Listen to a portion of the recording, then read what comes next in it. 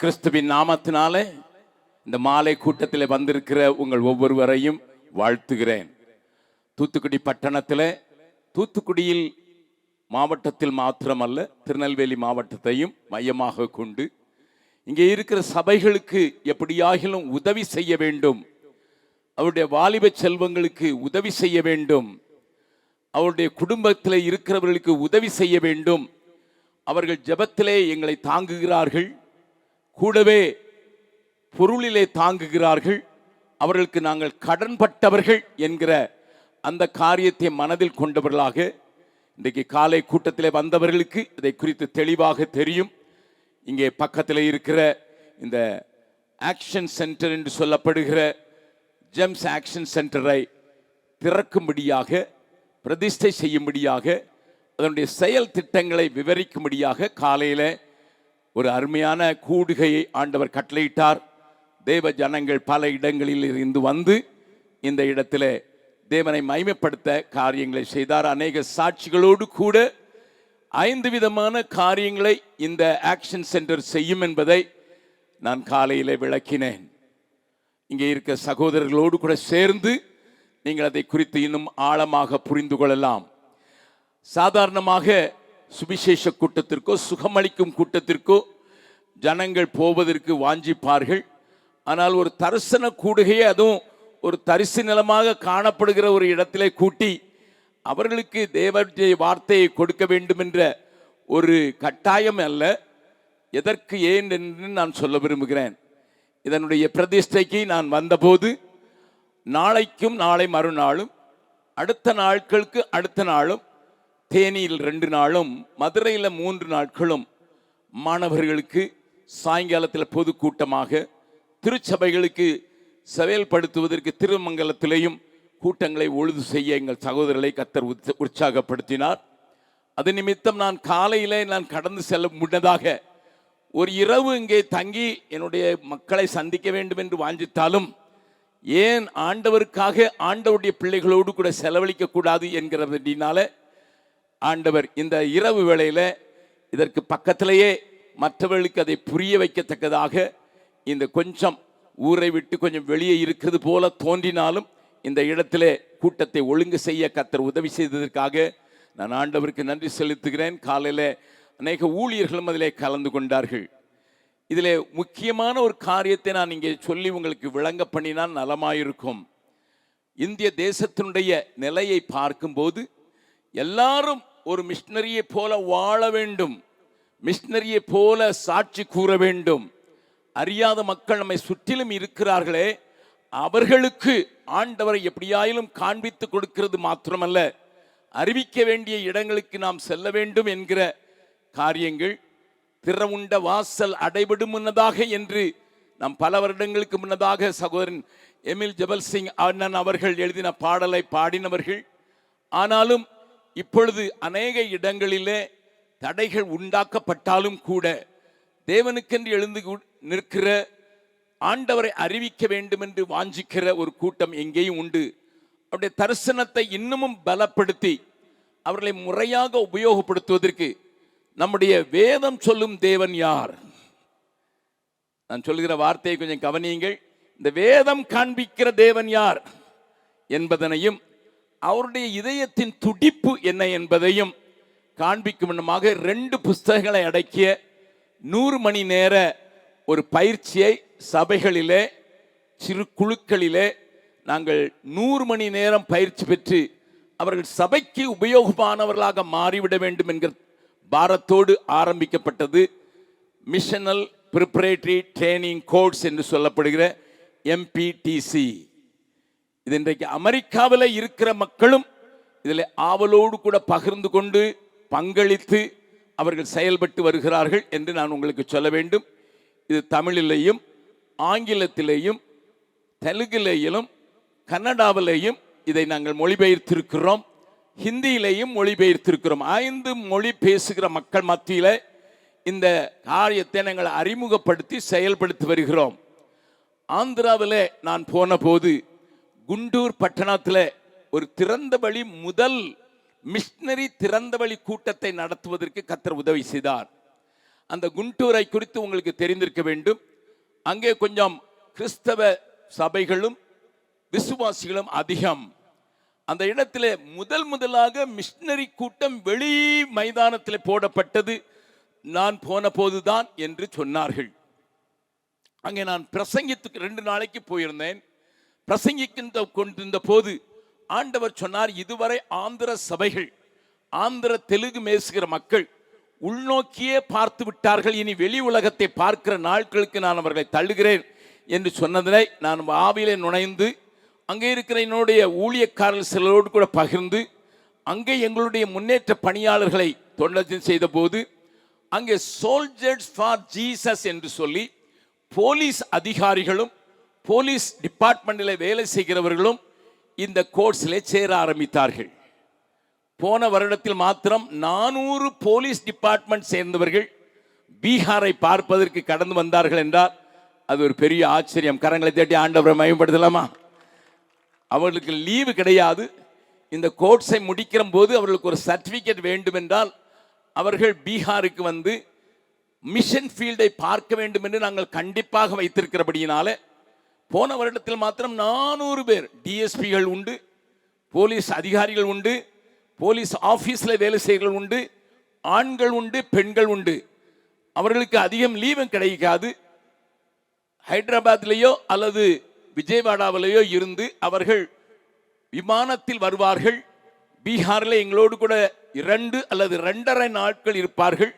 2.5 நாட்களிலே அநேக காரியங்களை பார்த்துவிட்டு அவர்களோடு கூட நான் 1/2 மணி நேரமோ 1 மணி நேரமோ உறவாட வேண்டும். அதற்கு பிறகு மறுபடியும் விமானத்தில் ஏறி வந்து விடுவார்கள். இப்படி தங்களுடைய சொந்த பணத்தை செலவழித்து அரசாங்கம் தருகிற எல்டிசியை உபயோகப்படுத்தி அரசாங்கத்தினுடைய செலவிலேயே வந்து ஆண்டவருடைய காரியங்களை பார்த்ததினால போன வருடத்திற்கு முந்தின வாரம் 600 பேர் வந்தார்கள். ஆக போலீஸ் டிபார்ட்மெண்டில் இருக்கிறவர்களை சாட்சியோடு கூட வாழ வைக்கிறது மாத்திரமல்ல, போலீஸினுடைய நெகட்டிவ் மைண்டை நீங்கள் அறிவிந்திருக்கிறீர்கள். காலையிலிருந்து சிலவரை குற்றவாளிகளையே பார்த்து, கொலையாளிகளையே பார்த்து, அநேக கிரிமினல் காரியங்களை கேட்டிருக்கிற ஒரு மனுஷனுடைய நிலைமை எப்படி இருக்கும் என்று நான் சொல்ல தேவையில்லை. போலீஸ் டிபார்ட்மெண்ட்டில் இருக்கிறவங்களை கேட்டிங்கன்னா தெரியும். அவங்களுக்கு எதையுமே அவங்க நேராக பார்க்க மாட்டாங்க, கொஞ்சம் சந்தேகத்தோடு தான் பார்ப்பாங்க. மனைவி, ஒரு போலீஸ்கார் சொன்னார், என் மனைவி முந்தானை எடுத்து இப்படி கெட்டினா கூட நான் கொஞ்சம் வித்தியாசமாக தான் பார்ப்பேன், எதுக்கு இப்படி கெட்டுறான்னுட்டு. அப்படி ஆக்கப்பட்ட மனநிலையில் இருக்கிறவர்கள் ஆண்டவரை அறிவிக்க வேண்டும் எங்களுடைய டிபார்ட்மெண்டிலே என்று சொல்லி தங்களுக்கு கிடைத்த நேரத்தில் டெலிஃபோன் மூலமாக அவர்கள் ஜெபத்தை நடத்தி தேசத்திற்காக ஜெபித்து தங்களால் இயன்ற அளவுக்கு தங்களுடைய டிபார்ட்மெண்டில் இருக்கிறவர்களை ஆண்டவருக்கு கொண்டு வர வேண்டும் என்று அவர்கள் முயற்சி எடுத்து செய்கிறதுல இந்த எம்பிடிசி கோர்ஸ் அவர்களையே அசைத்திருக்கும் என்றால் எல்லாரையும் அசைக்கும். வியாபாரிகளை அசைக்கும், மாணவர்களை அசைக்கும், முதியவர்களை அசைக்கும், பெண்களை அசைக்கும், அவர்களை உருவாக்கிவிடும். அவர்கள் இருக்கிற இடத்திலேயே செய்கிற தொழிலையே செய்து கொண்டு ஆண்டவரை குறித்து சொல்லுவது எப்படி என்பதை நாங்கள் அதில் தெளிவாக சொல்லியிருக்கிறபடினால இந்த கோர்ஸை பண்ணினவர்கள் தேவனை சரியாய் அடையாளம் கண்டு கொள்வார்கள். இந்த கோர்ஸை முடிக்கும் போது எப்படியாயிலும் மற்றவர்களுக்கு ஆண்டவரை சொல்லி இழுத்து விட வேண்டும் என்று தங்களுடைய வாழ்க்கை முறையே மாற்றுகிற இந்த கோர்ஸை இங்கேயும் செய்து வருகிறோம். இங்கே சகோதரன் ராஜ்குமார் இந்த பகுதிகளுக்கு, இந்த டிஸ்ட்ரிக்ட்டுக்கு பொறுப்பாளியாக இருக்கிற ராஜ்குமார். வேற Are you here? ஓகே, பின்னால இருப்பார். உங்களுடைய பிள்ளைகளை நீங்கள் எந்த வயதில் உள்ளவர்களும் இதை செய்யலாம். அப்படி வேண்டுமென்றால் இங்கே கடைசியில் போகும்போது நீங்கள் ஒரு படிவத்தை கொடுப்பார்கள்.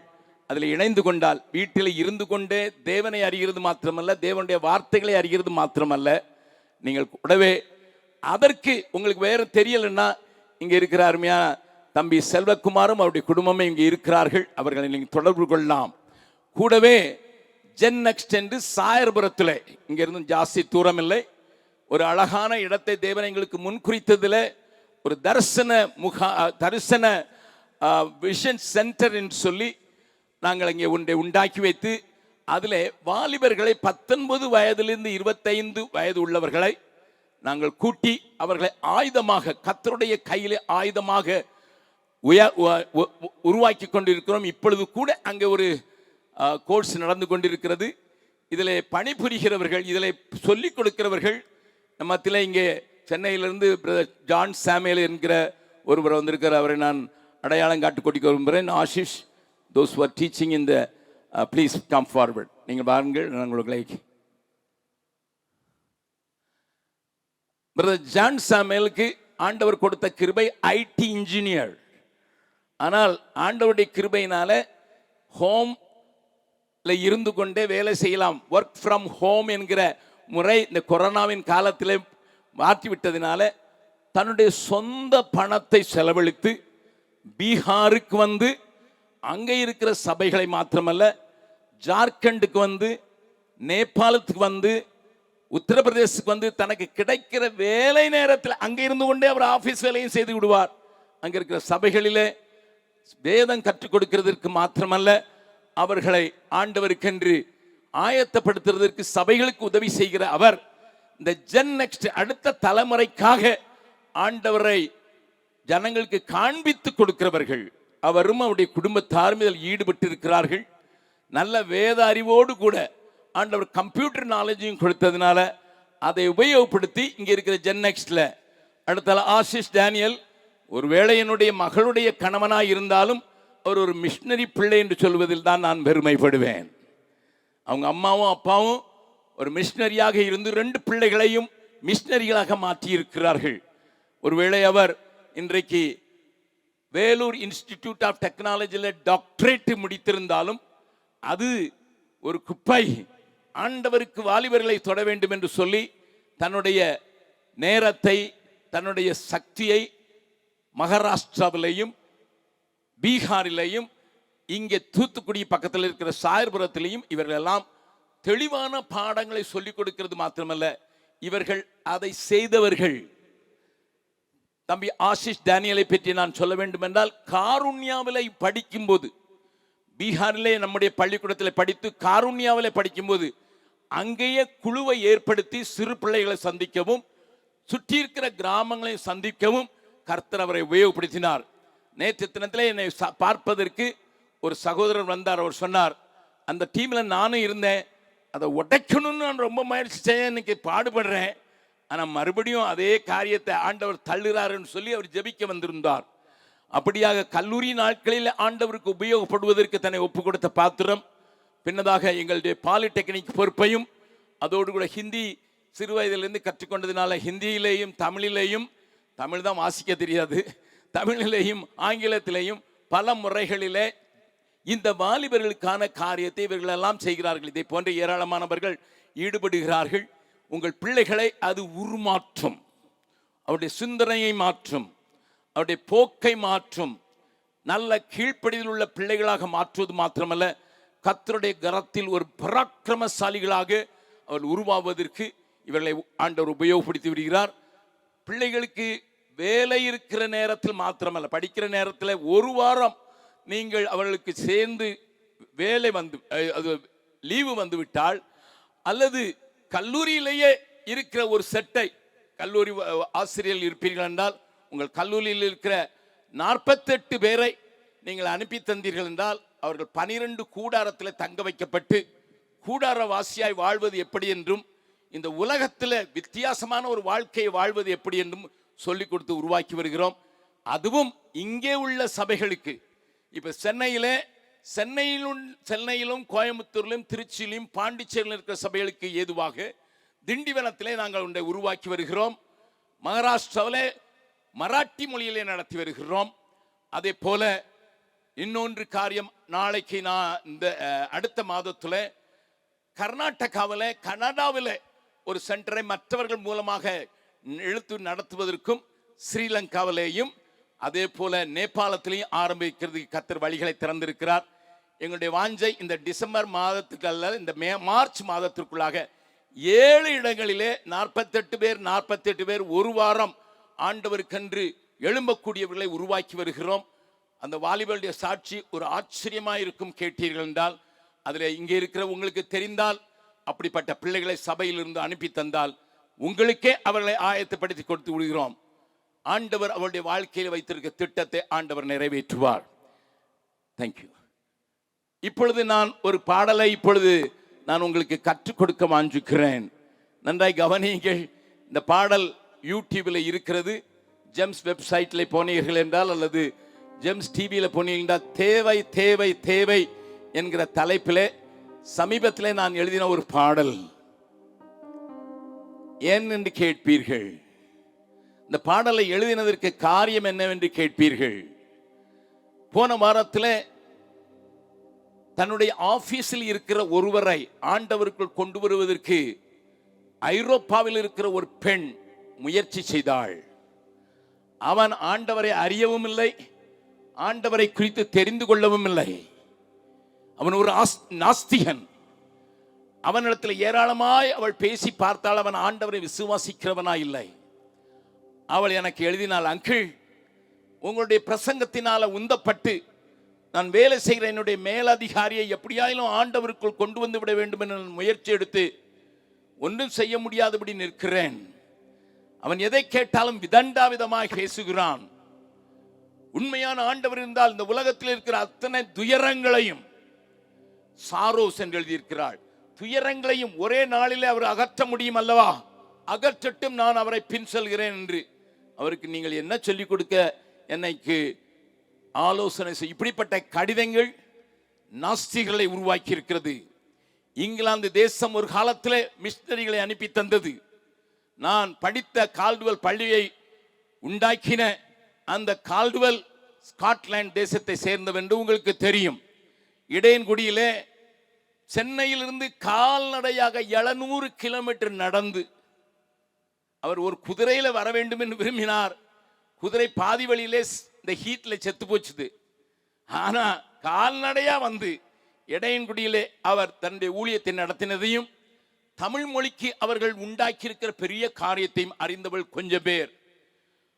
அப்படிப்பட்ட மிஷனரிகள் நடந்த பூமியில அனுப்பி தந்த அந்த இங்கிலாந்திலே 55% எழுதி கொடுத்திருக்கிறார்கள், எங்களுக்கு தேவன் மேல் நம்பிக்கை இல்லை.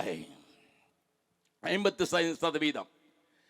20 பேர் தேவன் இருக்கிறாரோ இல்லையோ தெரியவில்லை, வளர்ந்ததினாலே நாங்கள் ஆலயத்திற்கு கிறிஸ்துமஸ்க்கு போகிறோம் அல்லது குட் ஃப்ரைடேக்கு போகிறோம் என்று சொல்ல 20% பேர், 75%. மீதம் இருக்கிற 25 பேர் என்ன சொல்கிறார்கள் என்று சொன்னால் உங்களுக்கு அதிர்ச்சியா இருக்கும். எனக்கு ஆணா பெண்ணா என்று தெரியவில்லை நான். ஏனென்றால் ஐரோப்பாவில் அப்ளிகேஷன் எழுதும்போது ஹி ஷி அதுக்கு பிறகு இட்னு போடணும். அதாவது பிறக்கிற பிள்ளைக்கு நீ ஆம்பளை பிள்ளை நீ பொம்பளை பிள்ளைன்னு சொல்லி கொடுக்க கூடாதுன்னு சட்டம். அதனால 25% சொல்லுது நான் ஆம்பளையா பொம்பளையா தெரியல. இப்படிப்பட்ட உலகத்தில் எப்படி சாட்சி சொல்வது என்கிறது ஒரு பெரிய சவாலாக மாறி வருகிறது. இந்திய தேசத்தில் மதத்தின் பெயரால் அநேகர் நம்மை மோத ஆரம்பித்திருக்கிறார்கள். ஆண்டவரை நாங்கள் அறிய வேண்டிய விதமாய் அறிவதற்கு எங்களுக்கு காண்பிக்கப்பட வேண்டும் என்று சொல்லுகிறார்கள். அப்படிப்பட்ட நிலையில எப்படி ஆண்டவரே என் மக்கள் ஆண்டவரை காண்பார்கள் என்று சொல்ல பாரத்தினாலே நான் எழுதின ஒரு பாடல் தான் தேவை தேவை தேவை. 4 மாதங்கள் இந்த வார்த்தைகளை ஆண்டவர் கொடுத்த போது அதோடு கூட போராடி கொண்டிருந்தேன். 4 மாதங்கள் அந்த எழுத்துக்களை எழுதி வைத்து ஆண்டவரே இது நடைபெறாதா என்று ஏக்கத்தனியோடு கேட்ட போது ஆண்டவர் இந்த பாடலை எழுதும்படியான கிருபையை தந்தார். என்ன தேவை சொல்லிவிட்டு நான் இந்த பாடலுடைய 2 கவியை மாத்திரம் உங்களுக்கு சொல்லிக் கொடுக்கிறேன். மீதியை யூடியூபில் இருந்து கற்றுக்கொள்ளுங்கள். ஆனால் இங்கே உங்களுக்கு பாடலுக்கு இங்கே காட்டுக்கிற டிவியிலே இந்த எல்இடி ஸ்கிரீனில் நீங்க பார்க்கலாம். தேசத்தில் தேவனை அறிவிக்கிறவர்கள் தேவை என்று சொன்னோம். ஆனால் இப்பொழுது அது மாறி எங்களுக்கு தெரியும் நீங்க பேசுற இயேசு உங்க சபையில போய் பாருடா அப்படின்னு சொல்லுகிற நாட்கள். அது ஆவிக்குரிய சபையில நடக்கிற சண்டையும் யூடியூப்ல வருது, அல்லது டினாமினேஷனல் சர்ச்சில் நடக்கிற சண்டையும் கூப்பாடும் வருது. கேலி கிண்டல் நல்ல ஊழியங்களையும் செயல்படுத்துகிற ஒரு பொல்லாத காலத்தில் சோசியல் மீடியா நடத்து கொண்டிருக்கிற நேரத்தில் இந்த தேசத்தில் ஆண்டவர் அறிய வேண்டும் என்றால் நீங்கள் நானும் அவரை காண்பிக்கணும். ஒரு உதாரணத்தை சொன்னா நான் சொல்ல போற காரியம் புரியும். கல்கத்தாவுக்கு நான் டாடா நகர்ல இருந்து ட்ரெயின்ல போய்கிட்டு இருந்தேன். கலாக்பூர்னு இருக்குது, உங்களுக்கு யாருக்காவது தெரிஞ்சிருக்கலாம். அந்த கடப்பூர் ஸ்டேஷனை நான் நெருங்கும் போது ஏதோ தெரியல, எங்க கம்பார்ட்மெண்ட்ல அன்னைக்கு கூட்டமே இல்லை. ஒரு 10-15 பேர் தான் இருந்திருப்போம். அது வெறும் சேர் கார் உள்ள ஸ்டீல் எக்ஸ்பிரஸ் சொல்கிற ஒரு எக்ஸ்பிரஸ். நான் அதில் உட்கார்ந்து காலை டிவோஷனல் புக் ஒன்றை வாசித்து கொண்டிருந்தேன். அப்பொழுது அந்த ட்ரெயினில் 2 கைகள் இல்லாத ஒரு மனிதன் ஏறினான். அவன் ஒரு சின்ன வாளி என்று சொல்லுவோமே, அந்த பக்கெட்டை தன்னுடைய தோளிலே போட்டுக்கொண்டு தன்னுடைய நிலைமையை சொல்லி, ராத்திரி சாப்பிடலையா, இன்னைக்கு காலையிலையாவது எனக்கு சாப்பிட்றதுக்கு ஏதாவது உண்டாகிறதுக்கு ஒரு டீ குடிக்கிறதுக்கும் காசு கொடுங்கன்னு சொல்லி புலம்பலோடு கூட உள்ளே ஏறினான். அவன் பெங்காலி மொழியிலே பேசினான். எனக்கு பெங்காலி கொஞ்சம் புரியும் என்கிறதுனால் நான் புரிந்து கொண்டேன். அப்படி அவன் சொல்லிக்கொண்டு வரும்போது எனக்கு முந்தின சீட்டில் இருந்தவர்கிட்ட அவன் தன்னுடைய பாத்திரத்தை கையில்லாத அவன் நீட்டும் போது என்னுடைய மகள் எனக்கு ஞாபகம் வந்து விட்டது. நீங்கள் அறிந்திருக்கிறபடி என்னுடைய மகள் ஒரு கை இல்லாதவள். நாய் தின்று போட்ட கதை இங்கே அநேகருக்கு நான் சொல்லியிருக்கிறேன், கேட்டிருக்கிறீர்கள். அவள் எங்களுடைய மகளானால் அவளை இப்பொழுது தாம்பரத்தில் இருக்கிற MCCயில் இந்த வருஷத்தில் தான் நாங்கள் ஒரு டிகிரியில் சேர்த்தோம். அவள் அங்கே போய் அங்கே பாட்டு போட்டி நடந்தது. இப்போ தான் சேர்ந்தா, ஜூலையில் தான் ஒரு பாட்டு போட்டி நடந்தது. அந்த பாட்டு போட்டியில் 3 மொழியிலையும் பாடுறதுக்கு ஆண்டவர் அவளுக்கு பீகாரில் வளர்ந்த பிள்ளையா இருக்கிறதுனால ஹிந்தியில், ஆங்கில பள்ளிக்கூடத்தில் படித்தனால ஆங்கிலத்தில், வீட்டில் தாய்மொழி தமிழாக இருக்கிறதுனால தமிழில் அவள் பாடுறதுக்கு அவள் அங்கே முன்னால் நின்ற போது அவள் ஒரு பாட்டு பாடினது உங்கள் எல்லாருக்கும் தெரிந்த பாட்டு. அந்த பாடலை எல்லாரும் ஒரு கவியை மட்டும் பாடலாமா? அதை பாடின பிறகு இந்த பாட்டை நான் சொல்லிக் கொடுக்குறேன். அப்போ தான் அந்த பாட்டினுடைய இந்த காரியத்தினுடைய தேவை உங்களுக்கு தெரியுங்கிறதுக்காக சொல்கிறேன். உம்மழகான கண்கள் என்னை கண்டதாலே, பாடுங்கள். உம்மழகான கண்கள் என்னை கண்டதாலே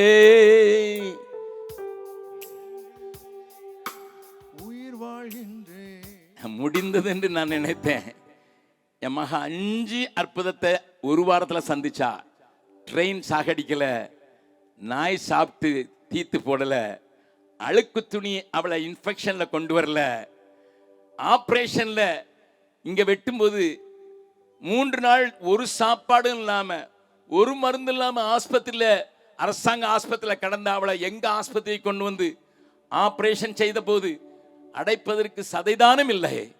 என்னுடைய சகோதரி, என் மனைவியும் சகோதரியும் ஜெபித்த போது அவளுக்கு சதை மூடிட்டு ஒரே நாளில 5 அற்புதங்களை முடிந்தது என்று நினைத்த ஆண்டவர் என்னை உயிர்த்த அவள் அந்த பாடலை பாடினாள். நல்லா கவனிங்க. தூக்கி எறியப்பட்ட என்னை வேண்டுமென்று சொல்லி ஏற்றுக்கொண்ட நல்ல நேசரே, தூக்கி எறியப்பட்ட என்னை வேண்டுமென்று சொல்லி ஏற்றுக்கொண்ட நல்ல நேசரே, உம் அழகான கண்கள் என்னை கண்டதாலே முடிந்ததென்று நினைத்த நான் உயிர் வாழ்கின்றேன். உம் அழகான கண்கள் என்னை கண்டதாலே முடிந்ததென்று நினைத்த நான் உயிர் வாழ்கின்றேன். இந்த பாட்டு வெறும் பாட்டு இல்ல, அவளுடைய சாட்சி. அங்க இருந்து எல்லாரும் கண்ணீர் பிடிச்ச அந்த காட்சி நீங்கள் பார்த்தால் நல்லா இருக்கு. இவளுடைய காரியம் எனக்கு ஞாபகம் வந்து விட்ட. ஒரு கைதான் இல்லை, அந்த மனுஷன் 2 கையில் இல்லாம இருக்கிறானே. என் மகா காலை வச்சு மேலே இருக்கிற போல்ட் அப்படி கதவை திறக்கணும், அப்படியே திறந்துருவா. காலை அப்படி தூக்கி டக்குன்னு திறந்துருவா. அப்போ இவன் எப்படி செய்வான்லாம் யோசித்து ஆரம்பிச்சிடும் போது எனக்கு முந்தின சீட்டில் இருக்கிறவர் ஒரு 20 ரூபா நோட்டை போட்டுட்டு 15 ரூபாயை எடுத்தார். அவருக்கு அவ்வளோதான் கொடுக்க முடியும், 5 ரூபா தான் கொடுக்க முடியும். 15 ரூபாயை இந்த பாத்திரத்திலேருந்து எடுத்துக்கிட்டாரு. இப்போ அவன் ஏன் இடத்துக்கு வர்றான்? அப்போ நான் என்கிட்ட இருந்த காசு 100 ரூபாயா இருந்ததுனால நான் 100 ரூபாயா போட்டேன். அவன் இவரும் 5 ரூபா தான் கொடுப்பான். ஏன்னா அவர் 10 ரூபான்னு தான் சொல்லிட்டு வந்தான். 5 ரூபா தான் கொடுப்பான்னு சொல்லி, ஐயா 95 ரூபா உங்களுக்கு மீதி கொடுக்குறேன், என்கிட்ட சில்லறை இல்லைன்னா. அவன் நினச்சிக்கிட்டா நான் 5 ரூபா தான் கொடுப்பேன். நான் இல்லை, நீ இந்த 100 ரூபாய் நீனே வச்சுக்கன்னு சொன்னோடனே அவனுக்கு ஷாக் ஆடவுடனே என்ன சொன்னா தெரியுமா? நீங்க இயேசு கிறிஸ்துவான்னு கேட்டான். எனக்கு விளங்கலை, இவனுக்கு எப்படி இயேசுவையும் இதையும் கம்பைன் பண்ணலான்னுட்டு என் பக்கத்தில் உட்கார வச்சு தோள் மேலே கை போட்டு கேட்டேன், உனக்கு இயேசு தெரியுமான்னு கேட்டேன். உன் சொன்ன 6 மாதத்துக்கு முன்னால இங்கே வந்து ஒருத்தர் கத்திக்கிட்டு இருந்தாரு, இயேசு ஜீவன் தருகிறார், பரிபூர்ண ஜீவன் தருகிறார். இயேசு உனக்கு ஜீவன் மட்டும் தர மாட்டார், பரிபூர்ணமாக தருவார்னு சொல்லி பிரசங்கம் பண்ணான். அப்போ நான் நினச்சிக்கிட்டேன், இயேசுன்னு ஒருத்தர் இருந்தானா நம்ம கேட்டதை காட்டிலும் பரிபூர்ணமாக கொடுக்குறவன்னு நினச்சிட்டேன். நான் கேட்டதை 5 ரூபா, நீர் 100 ரூபா கொடுத்துட்டீர், அதனால் நீர் இயேசுவாக தான் இருக்கணும். என்ன அறியாமலே கண்ணீர் விட்டுட்டேன். என்னை கேட்கிறவர்களை உங்களை உற்சாகப்படுத்துவதற்காக நான் அந்த சாட்சியை சொல்லவில்லை, என்னை உருமாற்றின காட்சி.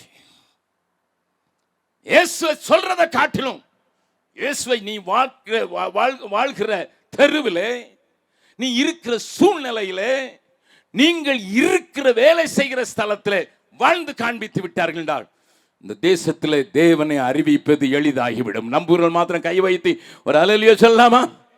Yes sir. அதனால தான் நான் அந்த பாடல் எழுதினேன். இந்த பாடல் தேவை தேவை, தேசத்தில் தேவனை காண்பிக்கும் மனிதர்கள் தேவை. தேவை தேவை தேவை, தேசத்தில் தேவனை காண்பிக்கும் மனிதர்கள் தேவை தேவை தேவை. தேவை தெரியும் அநேக தேவ பிள்ளைகளுக்கு, ஆனா உள்ளுக்குள்ள ஒரு பெரிய போராட்டம் இருக்குது. என்ன போராட்டம் தெரியுமா? ஆண்டவரோடு நடக்கணும், அப்பதான் ஆண்டவருடைய சுபாவம் என்னையில உண்டாகும். ஆண்டவரோடு இசைந்து நடக்க வேண்டும் என்று உள்ளம் வாஞ்சிக்குது. ஏன்னா வசனம் கேட்கிறோம், அந்த வசனத்தில் சொல்லப்பட்டிருக்கு, அவருடைய குமாரனுடைய சாயலுக்கு ஒப்பா இருப்பதற்கு நம்மை முன்குறித்திருக்கிறார். ஐயோ, இயேசுவை போல இருக்கணும்னு வாஞ்சிக்கிறோம். ஆனா உலகத்துக்குள்ள போறோனே உலகத்தின் கவலை நம்மை போட்டு அழுத்துகிறது, ஒரு பக்கம் இழுக்கிறது. எதுக்குப்பா நமக்கு வம்பு? நம்மளும் மற்றவங்களை போல வாழ்ந்துட்டு போலாம், எதுக்கு வித்தியாசமா வாழணும் என்கிற அந்த எண்ணத்தில் போராடுகிறதுனால நான் எழுதினேன் அந்த இதுல, உம்மோடு நடந்திட உள்ளம் துடிக்குதையா, ஆனா உலகின் உறவை விடுவதற்கு மனம் மறுக்குது. ஆண்டவரே, ஞாயிற்றுக்கிழமையில பிரசங்கம் கேட்கும் போது நல்லா இருக்குது, ஜெப கூட்டத்தில் பாடும்போது நல்லா இருக்குது, கையை ஒப்பு கொடுக்கும் போது நல்லா இருக்குது, ஆல்டர் கால் கொடுக்கும் போது முன்னால ஓடணும்னு இருக்குது.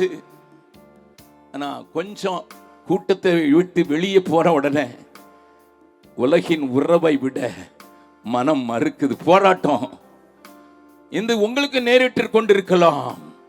பவுல் ரோமருக்கு எழுதின நிருபம் 7வது அதிகாரத்தில் சொல்கிறான். என்ன சொல்றான்?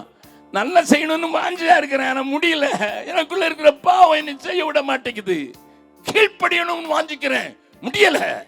இன்றைக்கு அநேக வாலிப பிள்ளைகள், உங்கள் பிள்ளைகள் சொல்வார்கள், அம்மா நீங்க சொல்றது நல்லா இருக்குது, டாடி நீங்க சொல்றது நல்லா இருக்கு, அதப்படி செய்தா நல்லா இருக்கும்னு தோணுது, ஆனா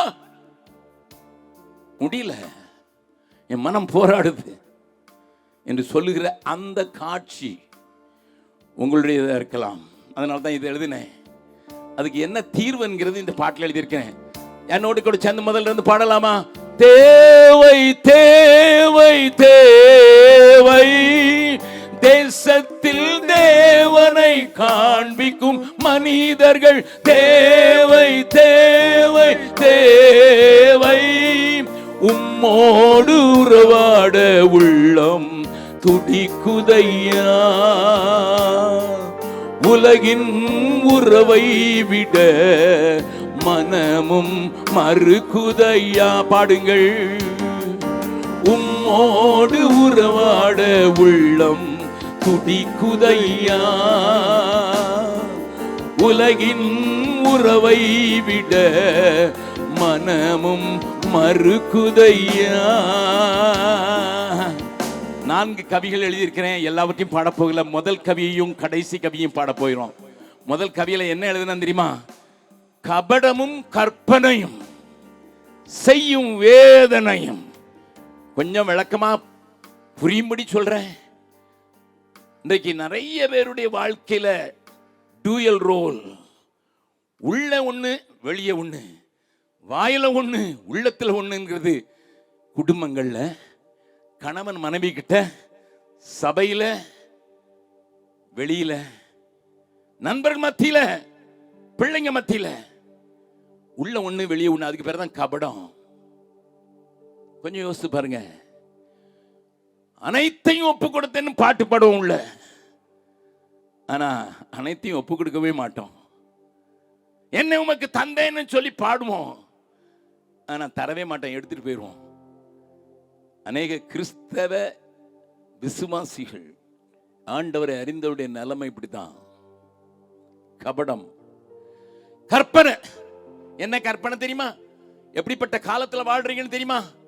இப்போ ஒரு ஆர்டிபிஷியல் இன்டெலிஜென்ஸ் வந்திருக்கிறதுல நீங்க ஒரு கண்ணாடி மாட்டினீங்கன்னா ஒரு நடிகை படத்தையோ ஒரு பெண்ணின் படத்தையோ அல்லது ஒரு ஆணின் படத்தையோ நீங்க முன்னால பெருசா போட்டுட்டு அதை போட்டு பார்த்தீங்கன்னா, அந்த கண்ணாடி அணிவதனால அந்த பெண்ணோடு அல்லது அந்த ஆணோடு உடலுறவு கொண்டால் என்ன உடலில் நடக்குமோ அதை நடத்தும்.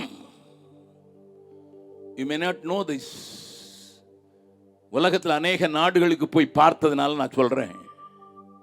உன் பிள்ளைக்கு ஏதோ ஒரு பெண்ணோடு தொடர்பு இருக்கணும்னு அவசியம் இல்லை. ஒரு கண்ணாடி கொடுப்பாங்க, மாட்டிட்டு இருக்கு, முன்னால் இருக்க போட்டோ பார்த்தா போதும், அந்த பெண்ணோடு ஆணோடு உடலுறவு கொண்டு இந்த உடலில் அப்படிப்பட்ட உணர்ச்சிகளை உண்டாக்குற அளவுக்கு டெக்னாலஜி வளர்ந்துச்சு. ஸ்பெயின் தேசத்துக்கு போங்க, அங்க இப்ப வேசிகள் இருக்க மாட்டாங்க, பொம்மைகள் தான் இருக்கும். அந்த பொம்மை பேர் ரோபோட் என்கிற செக்சுவல் ரோபோட். அந்த பொம்மை உங்களோடு கூட ஒரு பெண்ணோ ஆணோ என்னெல்லாம் செய்யுமோ அதை செய்யும். என்ன சொல்றாங்க? HIV வராது, எனக்கு வியாதி வராது, என் இன்பத்தையும் நான் அனுபவிப்பேன், வியாதி வராதுன்னு சொல்றதுக்கு ஷாப்ஸ் வரிசையா இருக்குது ஸ்பெயின்ல. வாங்க, என்னுடைய நண்பர் ஒருவர் 6 மாசம் ஜெர்மன்ல போய் இருக்க வேண்டிய சூழ்நிலை இருந்தது. அங்கிருந்து திரும்பி குடும்பத்தை கூட்டிட்டு வந்தாரு. அவருக்கு 4 பிள்ளைகள். மூத்த பிள்ளை 2வது படிக்கிறா, அது ஜெர்மன்ல பிறந்துச்சு. 2வது பிள்ளை மெட்ராஸ்ல பிறந்துச்சு. 3வது பிள்ளை எங்க ஆஸ்பத்திரியில பிறந்துச்சு. 4வது பிள்ளை கல்கட்டால பிறந்துச்சு. இப்ப பூட்டான்ல இருக்கிறாரு.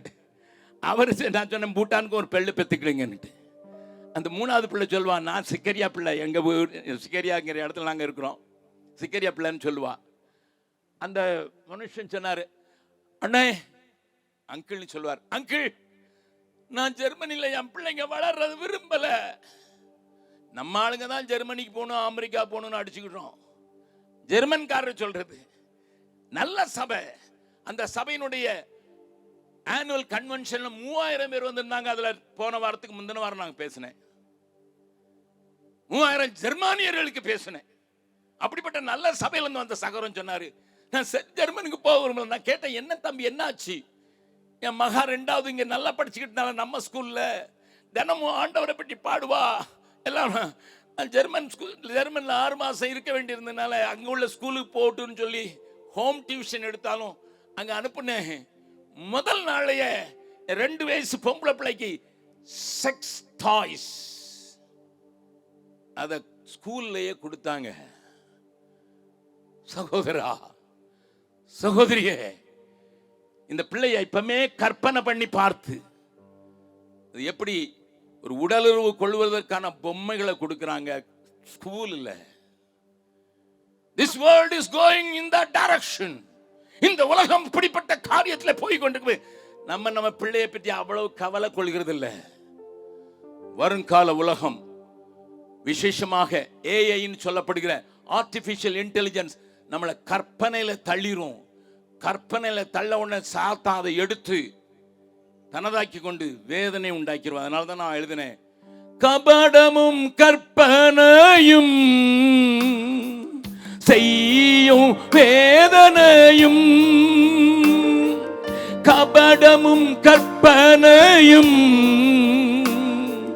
செய்யும் வேதனையும்,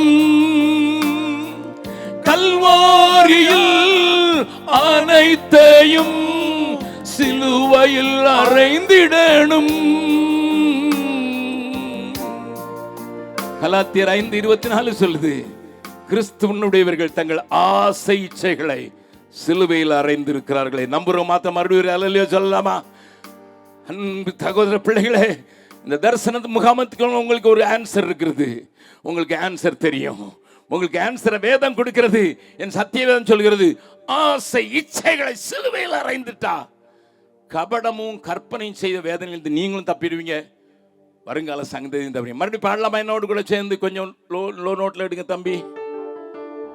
தேவை தேவை தேவை தேசத்தில் தேவனை காண்பிக்கும் மனிதர்கள், தேவை தேவை தேவை உம்மோடு உறவாட உள்ளம் துடிக்குதையா. உலகின் உறவை விட மனமும் மறுக்குதையா. உம்மோடு உறவாட உள்ளம் துடிக்குதையா. உலகின் உறவை விட மனமும் மறுக்குதையா. சேர்ந்து பாடுங்கள். கபடமும் கற்பனையும் செய்யும் வேதனையும் பாடலாம். கபடமும்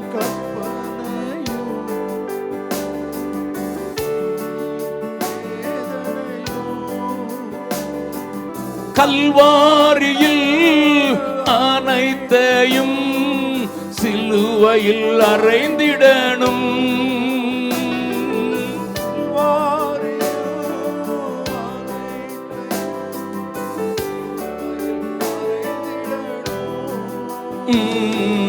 உம்மோடு உறவாட உள்ளம் துடிக்குதையா. உலகின் உறவை விட மனமும் மறுக்குதையா. பாடுங்கள். உம்மோ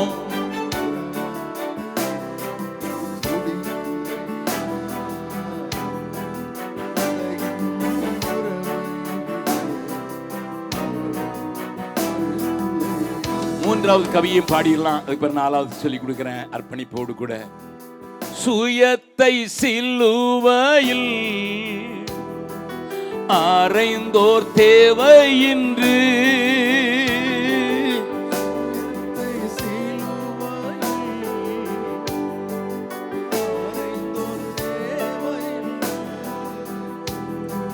சுற்றாரும் உற்றாரும் உலகமும் இயேசுவை கண்டிடணும்.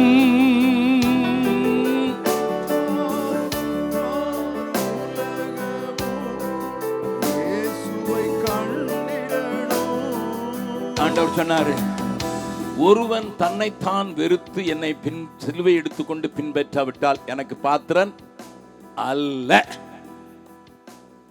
இதுதான் ஃபர்ஸ்ட் குவாலிஃபிகேஷன் ஆண்டோட சீஷன் ஆகிறதுக்கு. If you don't hate yourself, அது ஆங்கிலத்தில் இன்னொருத்துல deny yourself. சுயத்தை சிலுவையில் அறைந்தவர் தான் இன்னைக்கு ஆண்டவருக்கு வேணும். அவங்க தான் காட்ட முடியும். இன்னைக்கு குடும்பத்தில் ஏன் பிரச்சனை? மனைவி, நான் ஒன்றும் சின்ன வீட்டில இருந்து வரல, அம்மா நீ பெரிய வீட்டில இருந்து தான் வந்திருக்கேன், என்ன செய்யறது? என் மனைவி அப்படி சொல்லியிருந்தானா நான் இன்னைக்கு ஊழியக்காரனை பீகார்ல இருந்திருக்க மாட்டேன். என் மனைவி வீட்டில் 5 பெட்ரூம் இருந்தது, ஆனால் வந்த இடத்துல டாய்லெட் தானும் இல்லை. அந்த இடத்துல தான் நாங்கள் வாழ்ந்தோம். அன்றைக்கு அவங்க அம்மா அப்பாவும் கேட்டிருந்தாங்கன்னா எனக்கு ஒரு பெண்ணு கொடுத்துருக்க மாட்டாங்க. உங்களுக்கு எவ்வளோ காணிக்க அப்படின்னு கேட்டிருந்தாங்கன்னா நிச்சயமாக பொண்ணு கொடுத்துருக்க மாட்டாங்க. என் பெண்ணையை எந்த வீட்டில் வைக்க போறீங்க தெரியாது. என்னை கேட்கிறவர்களே, என் மனைவியை கேட்டால் சொல்லுவா, இன்னைக்கு ஒருவேளை அவள் படுத்திருக்கலாம், நான் என்னுடைய பல கூட்டங்களை சொல்லுறேன்.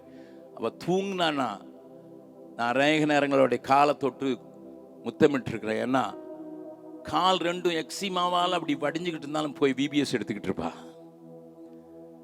அந்த விபிஎஸ் எடுத்துக்கிட்டு இருக்க நேரத்தில் பக்கத்தில் எங்களுக்கு சட்னி பிகான்னு ஒரு இடம் இருக்கு. விபிஎஸ்னுடைய தலைப்பு இயேசு சுகமளிக்கிறார்.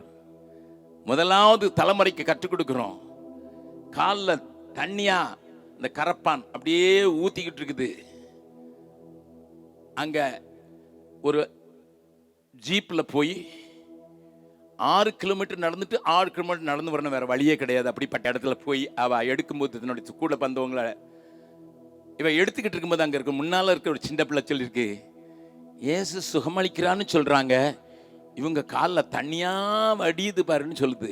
இவளுக்கு உடனே சறுக்குன்னு குத்திடுச்சு. ஆண்டவரே, நீங்க செய்ய முடியும்னு எனக்கு காண்பிக்கிறதுக்கு எனக்கு பலம் தாங்கன்னு சொல்லி அந்த கதையை சொல்லி முடிக்கும் போது காலில் இருந்த கரப்பான் போனது இன்னைக்கு வரைக்கும் வரல. யாரும் கை வச்சு ஜெபிக்கல. அப்படி ஓடி ஆடி ஊழியம் செய்த அவளை தூங்கிட்டானா அவளுக்கு தெரியக்கூடாது அவளை பாராட்டுறதுன்னு சொல்லி அவள் காலை தொட்டு நான் கும்பிட்டுருக்கேன். whether you believe it or not. அன்னைக்கு ஓடின கால் இன்னைக்கு ஓட முடியாது, நடந்த கால்கள் இன்னைக்கு நடக்க முடியாது. ஆனால் இன்றைக்கும் அவட்ட கேட்டீங்கன்னா சொல்லுவா, ஒரு நாள் கூட நான் சோர்வா இல்லை, எனக்கு ஒரு கிளாஸ் தண்ணிக்கு தர முடியாது அவளால். நான் வீட்டுக்கு வந்தேன்னா எனக்கு ஒரு கிளாஸ் தண்ணி கொடுக்க முடியாது. ஏன்னா அவளையே தூக்கி வச்சு அவளுக்கு தண்ணி கொடுக்க வேண்டிய சூழ்நிலை இருந்தாலும் சோர்ந்து போனதே இல்லை. நான் ஒரு நாள் அவட்ட தனியாக கேட்டேன், உனக்கு சோர்வு எப்படி வராமல் இருக்குது? எதுக்கு சோர்வு வரணும்? என்னைக்கோ செத்தாச்சு, என்னைக்கோ ஆசைக்கு செத்தாச்சு, இச்சைக்கு செத்தாச்சு, வாஞ்சைகளுக்கு செத்தாச்சு. ஆண்டவர் என்னை இப்படித்தான் வைக்கணும்னு நினைச்சா சோத்ரம்.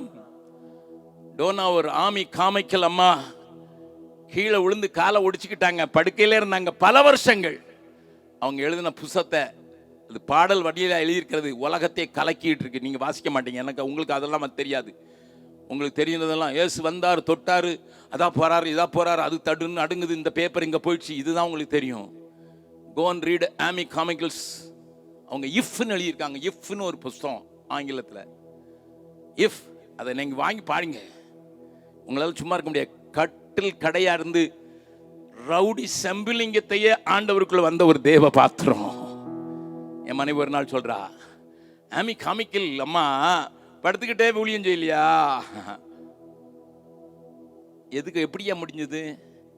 வியாதிக்காக உலகத்தில் நிறைய பேர் ஜெபம் பண்றாங்க அவளுக்காக. ஆனால் அவள் யார்ட்டையும் எனக்கு ஜெபம் பண்ணுங்க கால் நல்லா வரட்டும்னு சொல்லி கேட்டதே கிடையாது. 2.5 வருஷமா படுக்கையில் இருக்கா, ஒரு பெட் சோறும் வந்ததில்லை. 2.5 வருஷம் படுக்கையில் இருக்கா, அதனுடைய தழும்பு இல்லாமல் வந்ததில்லை. முதல்ல 27 வருஷம் சுகர் இருந்தது, அது எங்க போச்சுன்னே தெரியல. என்ன காரணம் தெரியுமா? ஒரே ஒரு காரணம், சுயத்தை சிலுவையில் அறைந்தோர் தேவை என்று. சுயத்தை சிலுவையில் அறைந்தோர் தேவை என்று. சுற்றாரும் உற்றாரும் உலகமும் இயேசுவை கண்டிடணும்.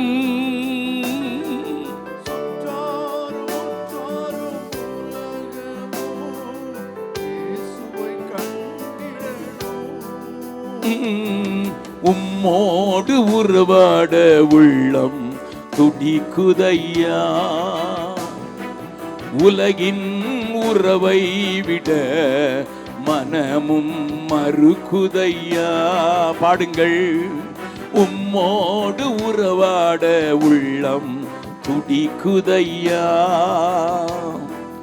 உலகின் உறவை விட மனமும் மறுக்குதையா. இந்த தரிசன கூட்டத்துல நீங்க வந்திருக்கிறதுக்கு ஒரு நோக்கம் உண்டு. என்ன தெரியும் உங்களுக்கு? இங்க தேவசத்தை குறித்தும் தேவனை குறித்தும் சொல்லுவாங்கன்னுட்டு. அப்படிப்பட்டவர்கள் சுயத்தை சிலுவையில் அரைஞ்சவங்க எப்படி பாடுவாங்க தெரியுமா? எல்லாரும் எழுந்து நின்று கடைசி கவியை பாட போறோம். ஆண்டவருடைய கண்கள் தேடினது, தூக்கி எறியப்பட்டவர்களை தேடுதுன்னுட்டு எசேக்கியேல் 16வது அதிகாரத்தில் வாசிக்கிறோம். ஆனா அதே வேத புஸ்தகத்துல 2 நாளாகவும் 16:9 வந்துட்டீங்கன்னா அங்க கர்த்தருடைய கண்கள் பூமி எங்கும் உலாவிக் கொண்டிருக்கிறது, தம்முடைய வல்லமையை காண்பிக்கும்படியாக. என்ன கேட்கிற அருமையானவர்களே, அந்த கண்கள் தேடிதான் தெரியுது. தூத்துக்குடி பட்டணத்துல தேடுது, பீகார்ல தேடுது, அமெரிக்கால தேடுது, சைனால தேடுது. அப்படி தனக்கு பூர்ணமா ஒப்பு கொடுத்தவங்களை தேடி தேடி அலைந்ததுனால களைச்சு போன கால்கள் உண்டு. அந்த கால்களை பார்க்கிறேன், அது தேஞ்சு போயிருக்கிறத பார்க்கிறேன். அது என் உள்ளத்தை முழுசும் நொறுக்கிடுது. அப்ப நான் ஆண்டோட சொன்னேன், நான் வர்றேன் ஆண்டவரே, உண்மை காண்பிக்க நான் வர்றேன்னு ஒப்பு கொடுக்குறேன். என்னோடு கூட சேர்ந்த கடைசி கவியை ஒரு பர்பஸோடு கூட மறுபடியும் சொல்ல விரும்புறேன். 53 வருஷமா ஆச்சு நான் பீகாருக்கு போய். எங்க வீட்டுல குடும்பத்துல மரணம் நடக்கலையா? நடந்தது. மர்டர் நடக்கலையா? நடந்து. இதே தூத்துக்குடி பட்டணத்தில் என்னுடைய மைத்தினர் வெட்டி கொல்லப்படவில்லையா? என் தங்கை பிரசவத்திலே துடித்து சாகவில்லையா? என்னுடைய மனைவியின் தம்பி 15 நாளிலே ஆண்டவரை ஏற்றுக்கொண்டான், அவரை நடத்தினேன். 15ஆம் நாள்ல ஹார்ட் அட்டாக்ல துடிக்க 3 பிள்ளைகளை விட்டு சாகவில்லையா? என்னுடைய தந்தை தன்னுடைய பலத்தைக்கு மிஞ்சி வேலை செய்கிறவர்களானால் அதற்கு முன்னதாக, காலத்திற்கு முன்னதாக அவை கடந்து போகவில்லையா? என் சொந்த பிள்ளை சாகவில்லையா? எடுத்தெடுத்த பிள்ளைகள் சாகவில்லையா? என்னோடு கூட ஊழியம் செய்தவர்கள் வெட்டி கொல்லப்படவில்லையா? ஒரு மனிதனுடைய மண்டையை பிளந்து மூளையை எடுத்துக்கொண்டு விக்கிரகத்துக்கு வைத்தார்களே, அது நடக்கவில்லையா?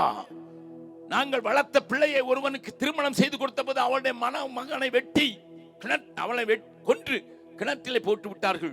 3 நாட்கள் கழித்து அவனுடைய வயிறு ஊதி அவனை அடையாளம் கண்டு கொள்ளாத போது போலீஸ் அவனை எடுத்து நதிக்கரையிலே புதைத்து, சரியாய் புதைக்காதபடியினால 3 நாட்கள் மனைவிக்கு தெரியாது. இறுதியாக பேப்பர்ல ஒரு சின்ன துண்டை பார்த்து அந்த போலீஸ் ஸ்டேஷன் போன போது, எங்க என் கணவன் சொல்லும் போது கூட சின்ன குட்டி பிள்ளை, அந்த ஆண்டவருக்காக வைராக்கியமாய் ஊழியம் செய்த சரவணன், அவனுடைய முகத்தை நாய் எடுத்து தின்னுகிட்டு இருந்தது.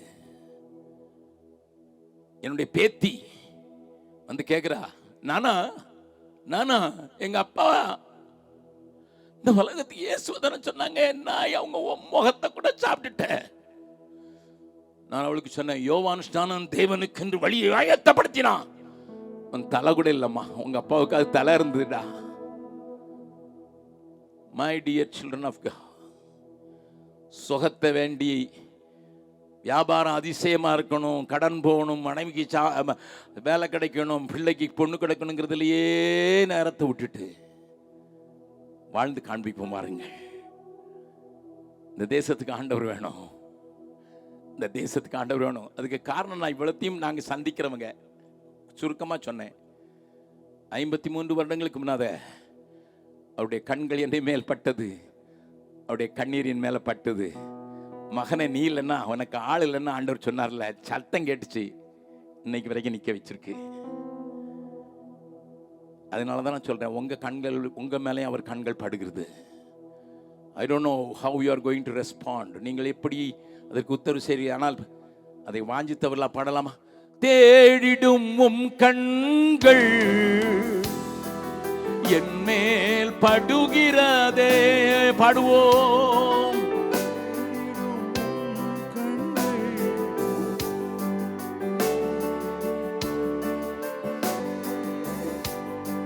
தேய்ந்த உம் கால்கள் என் உள்ளத்தை முழுவதும் நொறுக்கிடுதே.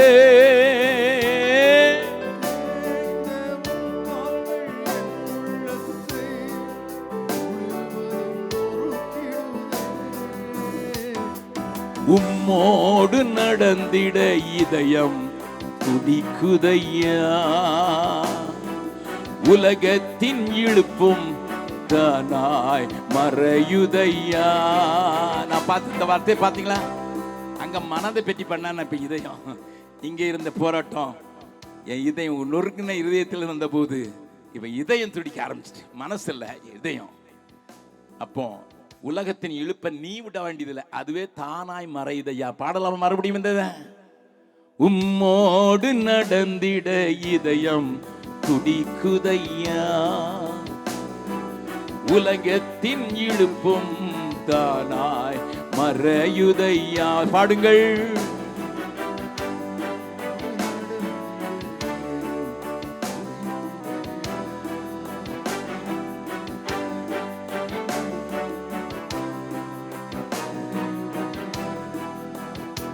உம்மை காண்பிக்க இதோ நாங்கள் வந்த. 2 கரங்களையும் சொல்லி வைத்து சொல்லலாமா? உம்மை காண்பிக்க இதோ நாங்கள் வந்தோமையா. மறுபடியும் சொல்லலாம். உம்மை காண்பிக்க இதோ நாங்கள் வந்தோமையா. ஆண்டவரே நீங்க பாங்க. ஆண்டவரே உம்மை காண்பிக்க இதோ நாங்கள் வந்தோமையா.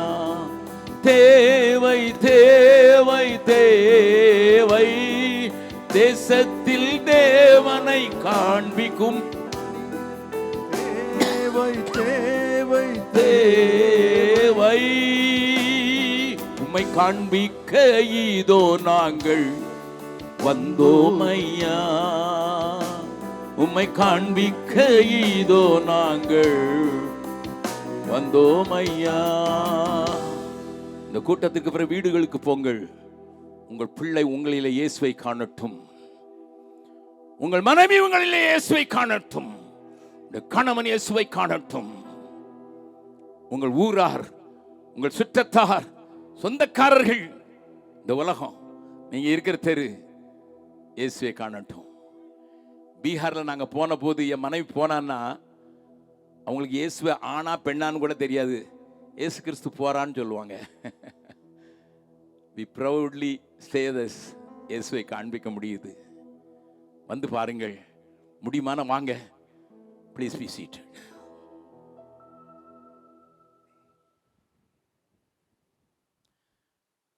இந்த பாடலை பாடின பின்பு எல்லாருக்கும் ஒரு வாஞ்சை உண்டாவதற்கான வாய்ப்பு உண்டு. ஆகையினால் உங்களோடு கூட இன்றைக்கு சாயங்காலத்தில் பேச வேண்டும் என்று நான் வாஞ்சித்த போது ஆண்டவர் சில வசனங்களுக்கு நேராக என்னுடைய கவனத்தை திருப்பினார். திருப்பிக் கொள்ளுங்கள். 2 தீமோத்தேயு 2வது அதிகாரம் 20வது 21வது வசனத்தை பார்க்க போகிறோம். 2 தீமோத்தேயு 2வது அதிகாரம் 20வது 21வது வசனம். ஒரு பெரிய வீட்டிலே பொன்னும் வெள்ளியுமான பாத்திரங்களும் அல்லாமல் மரமும் மண்ணுமான பாத்திரங்களும் உண்டு.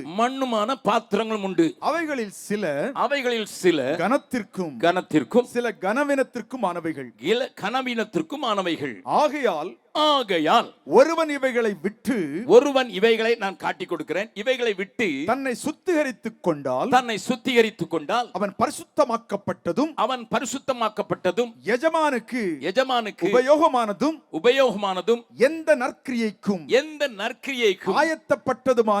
ஆயத்தப்பட்டதுமான கனத்திற்குரிய பாத்திரமாயிருப்பான். இந்த வசனங்களை நீங்கள் எவ்வளவு தியானித்தீர்கள் என்று எனக்கு தெரியாது. இந்த உலகத்திலே ஒரு பெரிய வீடு என்று சொன்னால் தைரியமாக நீங்கள் சொல்லலாம், இயேசு கிறிஸ்துவினுடைய சபையை. எங்க போனாலும் அவருடைய இயேசுவின் குடும்பம் ஒன்று உண்டு. மொழி அடிப்படையில் அல்ல, நிறத்தின் அடிப்படையில் அல்ல, நாட்டின் அடிப்படையில் அல்ல, தொழிலின் அடிப்படையில் அல்ல. இயேசுவின் இரத்தத்தினால வாங்கப்பட்ட ஒரு கூட்டம் அவருடைய குடும்பத்துக்கு சொந்தக்காரராக மாறுவதற்கு ஆண்டவர் சொன்ன அந்த யோவான் 1:12 நமக்கு தெரியும். அவருடைய நாமத்தின் மேல் விசுவாசம் உள்ளவர்களாய் அவரை ஏற்றுக்கொண்டவர்கள் எத்தனை பேர்களோ அத்தனை பேர்களும் ஆண்டவருடைய தேவனுடைய பிள்ளைகளாகும்படி அதிகாரம் பெற்றவர்கள் என்று வேதம் நம்மளை அவருடைய குடும்பத்தில் சேர்த்துக் கொள்கிறது.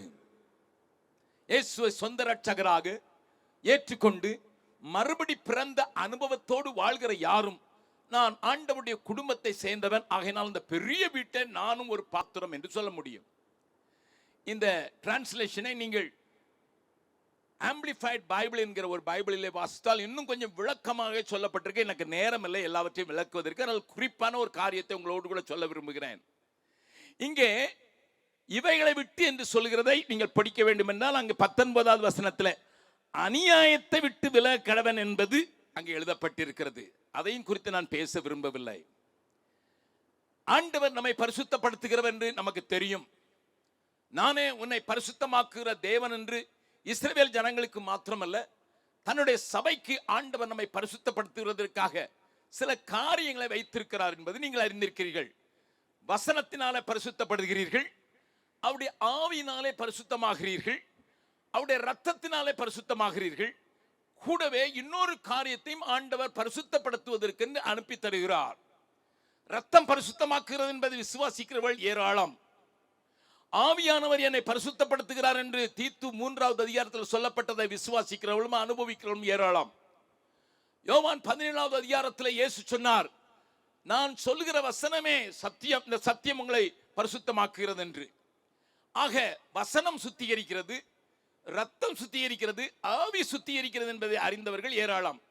ஆனால் ஒரு காரியம் நிறைய பேருக்கு தெரியறதில்லை, தெரிஞ்சாலும் அதை கண்டுக்கிறது இல்லை, வாசித்து விடலாம். எபிரேயர்களின் நிருபம் 12வது அதிகாரம் 10வது வசனத்தை நான் கொஞ்சம் வாசிக்க விரும்புகிறேன். அவர்கள் தங்களுக்கு, அதாவது இந்த பூமியின் பிதாக்கள் தங்களுக்கு நலமென்று தோன்றினபடி கொஞ்ச காலம் சிட்சித்தார்கள். இவரோ அதாவது இயேசுவோ தம்முடைய பரிசுத்தத்திற்கு நாம் பங்குள்ளவர்களாகும் பொருட்டு நம்முடைய பிரயோஜனத்துக்காகவே நம்மை சிட்சிக்கிறார். என்ன அர்த்தம்? ஆண்டவர் என்னை பாடுகளுக்கு உட்படுத்துகிறார், சிட்சைகளுக்கு உட்படுத்துகிறார். எப்படி தவறு செய்யும் போது நான் சிட்சிக்கப்பட வேண்டுமோ அப்படி நான் தாங்கிக் கொள்ளக்கூடிய அளவுக்கு என்னுடைய திராணிக்கு மிஞ்சி அவர் அல்ல, திராணிக்கு உட்பட்டாத போல என்னை சிட்சை செய்கிறார். அதற்கு பல பாத்திரங்களை உபயோகப்படுத்துகிறார், பல சூழ்நிலைகளை உபயோகப்படுத்துகிறார். நோக்கம் என்ன? அவருடைய பரிசுத்தத்துக்கு ஏற்ற பரிசுத்தமாக நான் மாற வேண்டும் என்று. ஏனென்றால் இயேசு வருகிறார் என்று நம்புகிற நீங்களும் நானும் பரிசுத்தம் இல்லாமல் தேவனை ஒருவனும் தரிசிப்பதில்லை என்று சத்தியவேதம் சொல்கிறதை நீங்களும் நானும் நன்றாக அறிந்திருக்கிறோம். அவைகளெல்லாம் பிரசங்கித்தலை கேட்டிருப்பீர்கள். ஆனால் ஒரு காரியத்தை நீங்கள் மறந்துவிடக் கூடாது. ஆண்டவர் ரத்தத்தை சிந்தி உங்களை மீட்டுக் கொண்டது மாத்திரமல்ல, உங்களை சுத்திகரிக்கிறார். இயேசு கிறிஸ்துவின் ரத்தம் சகல பாவங்களையும் நம்மை சுத்திகரிக்கிறது. அவருடைய ஆவியின் சுத்திகரிப்பு நமக்கு உண்டாயிருக்கிறது. அவருடைய ஆவினாலே அவருடைய வார்த்தை நாம் தியானிக்க என்னுடைய சுபாவம் மாறி நான் பரிசுத்தப்படுகிறேன். ஆனால் இதிலே நின்று விட்டது அநேக சபைகள்.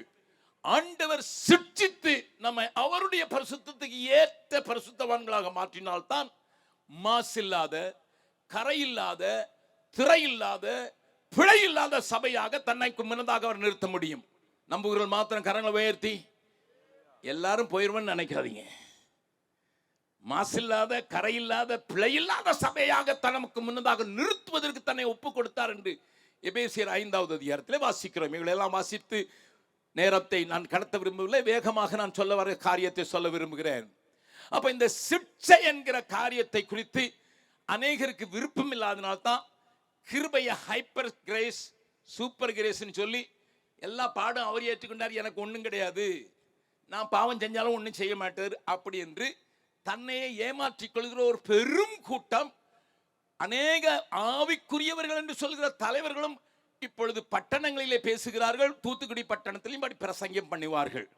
இந்த 2 காரியம் சபையை கெடுக்கிறது. ஒன்று, பொருளாசையை தூண்டிவிடுகிற சாட்சிகள், பொருளாசையை தூண்டிவிடுகிற வசனங்கள், பொருளாசையை தூண்டிவிட்டு மனிதனுடைய உள்ள கிரியைகளை தட்டிவிட்டு அதற்கேற்றாற்போல் சாட்சிகளை சொல்லி வேத வசனத்தை திரித்து பேசுகிற ஒரு காரியம். இன்னொரு காரியம், கிருபையை அதிகமாக விளங்காதவர்கள், அது இருக்கிறது ஆகையினால் நான் எப்படியும் வாழலாம் என்று சொல்லி ஆண்டவர் நமக்கு சிட்சிக்கிறவர் அல்ல என்று பிரசங்கிக்கிற ஒரு கூட்டம். இதை குறித்து நீங்கள் எந்த சபைக்கு போகிறீர்கள் என்பதை குறித்து என்கிட்ட சொன்னீங்கன்னா நான் அந்த சபையில் இது பிரசங்கம் பண்ணுவாங்க, நான் சாட்டி கொடுக்க முடியும். ஆனால் அது என்னுடைய நோக்கம் அல்ல. ஆண்டவர் தன்னுடைய வருகைக்கு முன்னதாக இந்த பூமியில எத்தனையோ காரியங்களை செய்து கொண்டு வந்தாலும், இயேசு சொன்ன அத்தனை காரியங்களும் நடந்தாலும், காரியங்களை ஆண்டவர் ஒரு காரியத்தை மனதில் கொண்டு செய்கிறார் என்பதை நீங்கள் அறிந்து கொள்ள வேண்டும். கடந்த டிசம்பர் மாதத்தில் நாங்கள் 2500 ஊழியக்காரர்கள், 3200 பேர்களை 700 பேர் அங்கே இருக்கிற காரியங்களை பாதுகாப்பதற்காக விடப்பட்டு 2500 பேர் கூடி நாங்கள் 3 நாட்கள் ஒவ்வொரு வருஷமும் தேவ சமூகத்தில் நிற்பது வழக்கம். அப்பொழுது நான் என்னுடைய சகோதரர்களுக்கு சொன்ன ஒரு காரியம், இந்த வருஷம் முழுவதும் நிறைய கன்ஃபியூஷன்ஸ், நிறைய காரியங்களை மனிதன் குழம்புவான், தலைவர்கள் குழம்புவார்கள், காரியங்கள் குழம்பும்.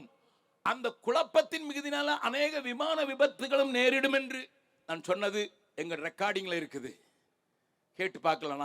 நான் சொன்னது நடந்துட்டுன்னு சொல்றதுக்கு இல்லை, தேவன் எங்களுக்கு கொடுத்த எச்சரிப்பு. அதனால 5 காரியங்களை தேவன் இந்த உலகத்தில் செய்கிறார் என்றும், அரசியல் ரீதியாக, பொலிட்டிக்கலி, எக்கனாமிக்கலி, பொருளாதார ரீதியாக, மதத்தின் அடிப்படையிலே, சமுதாய வாழ்க்கையின் அடிப்படையிலே, தேசங்கள் ராஜ்யங்களின் அடிப்படையில் சேர்ந்த அலைன்மெண்ட் எல்லாம் மாறும் என்று நான் சொன்னதை என்னுடைய அன்பு சகோதரர்கள் இங்கே இருக்கிறார்கள், எங்களோடு கூட பணி செய்கிற சகோதரர்கள் இங்கே இருக்கிறார். இந்த பாஸ்டிங் பேரில் பிரதர் கிருபாகரன், அவர் தான் யுத்த சத்தத்துக்கு அவர் எழுதுகிறவர். அவர்கிட்ட கேட்டு பாருங்க நான் என்ன சொன்னேங்கிறது அவருக்கு இன்னும் ஆழமாகவே தெரியும். அவர் எழுதி வைக்கிறவர். ஏன் சொல்றேன்னா, இன்னைக்கு உலகத்தை கொஞ்சம் திரும்பி பாருங்க, எல்லாம் தாறுமாறாயிடுச்சு. அமெரிக்காவில் பிள்ளைக்கு பேர்காலம் பார்க்கணும்னு அம்மா போக வர டிக்கெட் எடுத்து, அமெரிக்காவில் பிள்ளை பிறந்தா அமெரிக்கன் சிட்டிசன் ஆயிடலாங்கிற ஒரு சட்டம் இருந்ததுனால அங்கேயே பிள்ளை பிறக்கட்டும் நாங்கள் வந்து இறங்க உடனே அந்த அப்பா அம்மாவை ஏர்போர்ட்ல இருந்தே ட்ரம்ப் வீட்டுக்கு அனுப்பிச்சு வச்சார். தெரியுமா? அவங்க சொன்னாங்க, நாங்கள் 3 லட்சம் 7 லட்சம் ரூபாய்க்கு டிக்கெட் கொடுத்து வந்தோம் ஐயா, அங்கே அந்த இதில் அனுப்பிச்சிட்டீங்க. நீ 7 லட்சம் கொடுத்தாலும் சரி 70 லட்சம் கொடுத்தாலும் என் நாட்டுக்கு வர்ற, என் நாட்டு சட்டத்தில் நான் சொல்றதான திருப்பி அனுப்பிச்சவர்கள நான் பார்த்தேன். ஹலோ,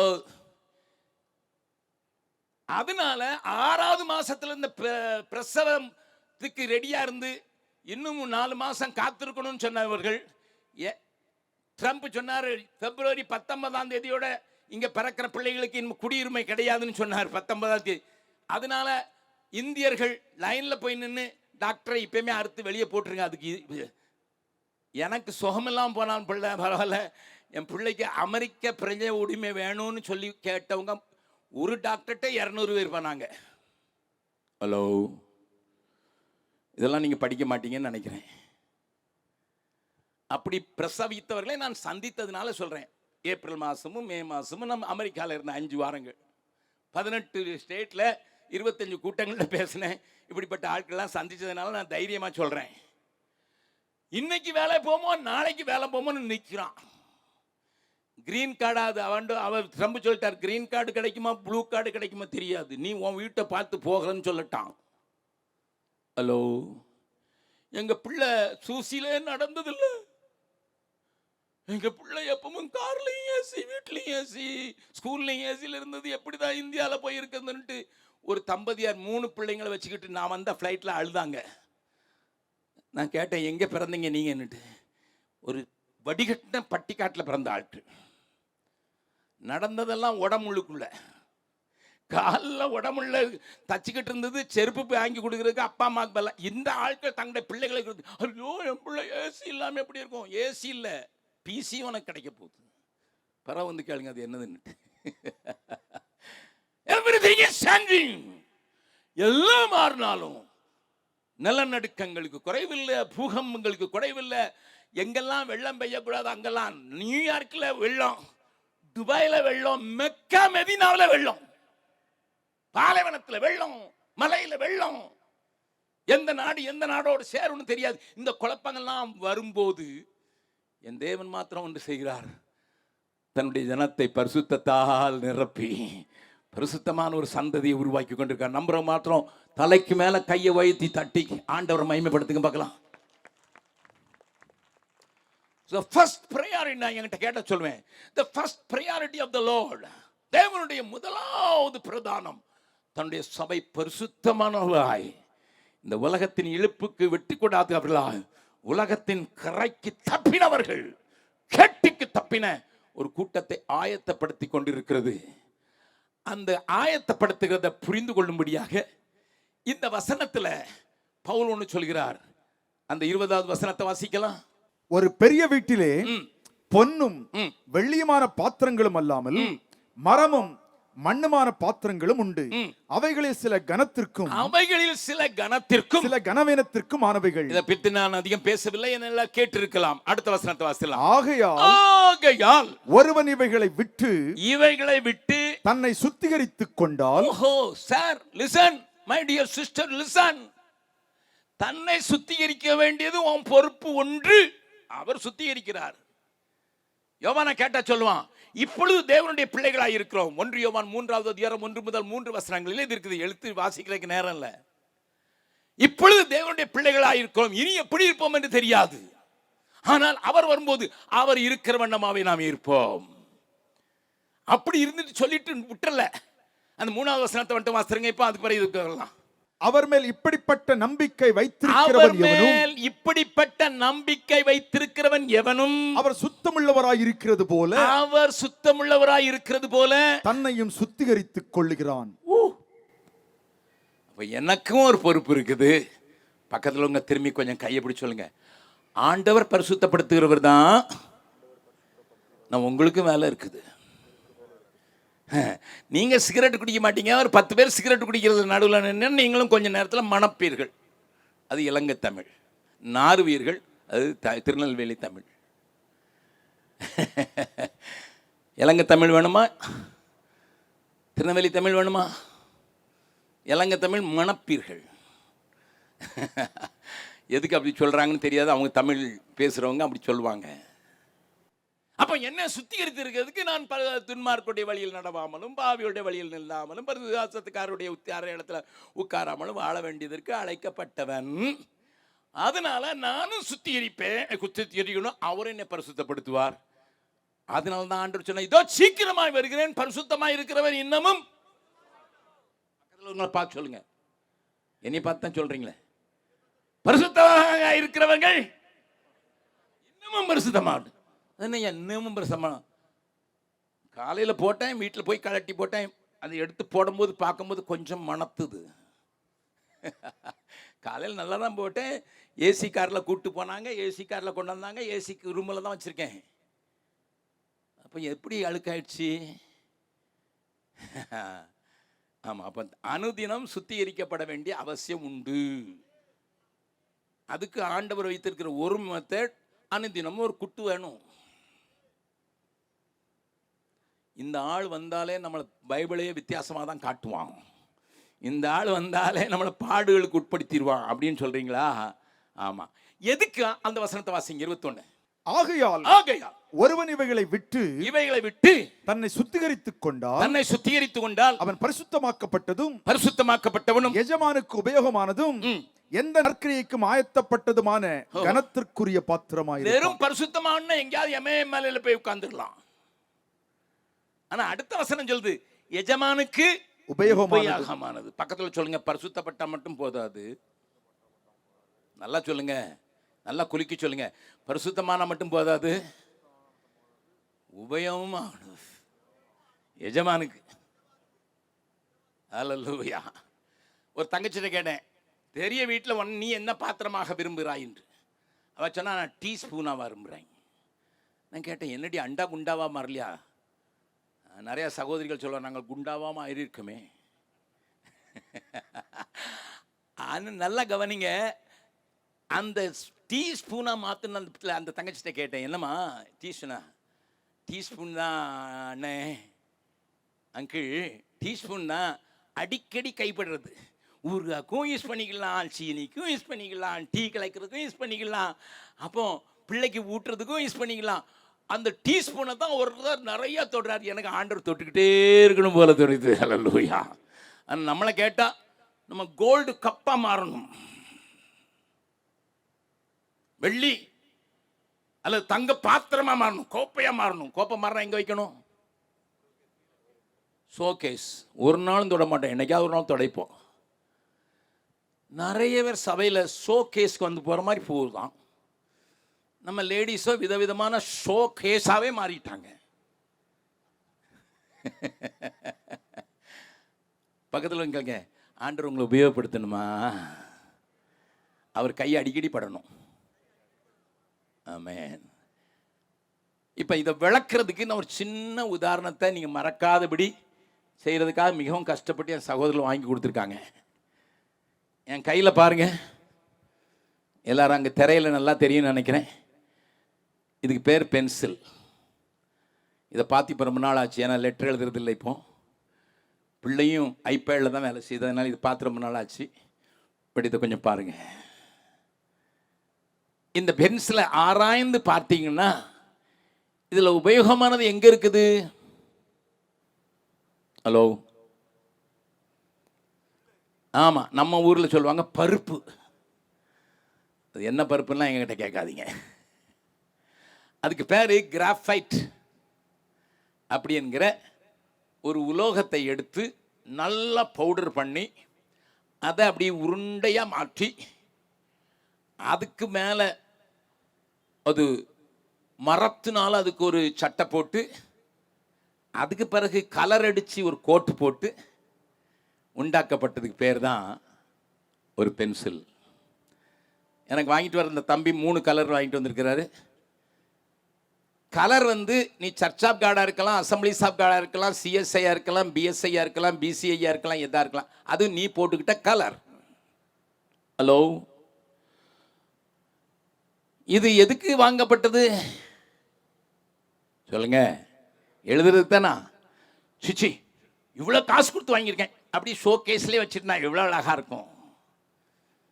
சபையில் நீ பக்கத்தில் இருக்கவங்க கலைக்கு நான் கொஞ்சம் தொந்தரவு பண்ணு. ஒரு நாள் ராத்திரி தானே வந்திருக்கேன். பக்கத்தில் கேளுங்க, நீங்கள் ஷோ கேஸில் இருக்கிறீங்களா? அது சர்ச்சுக்கு போகும் வரும், ஒரு பிரயோஜனம் கிடையாது. ஐயரை கேட்டால் சொல்லுவார், இவன் தேய்ச்சதெல்லாம் பெஞ்சதான். அந்த இடத்துல எவனாவது ஒரு நாள் போய் உட்கார்ந்துட்டானா அடி வாங்குவான்.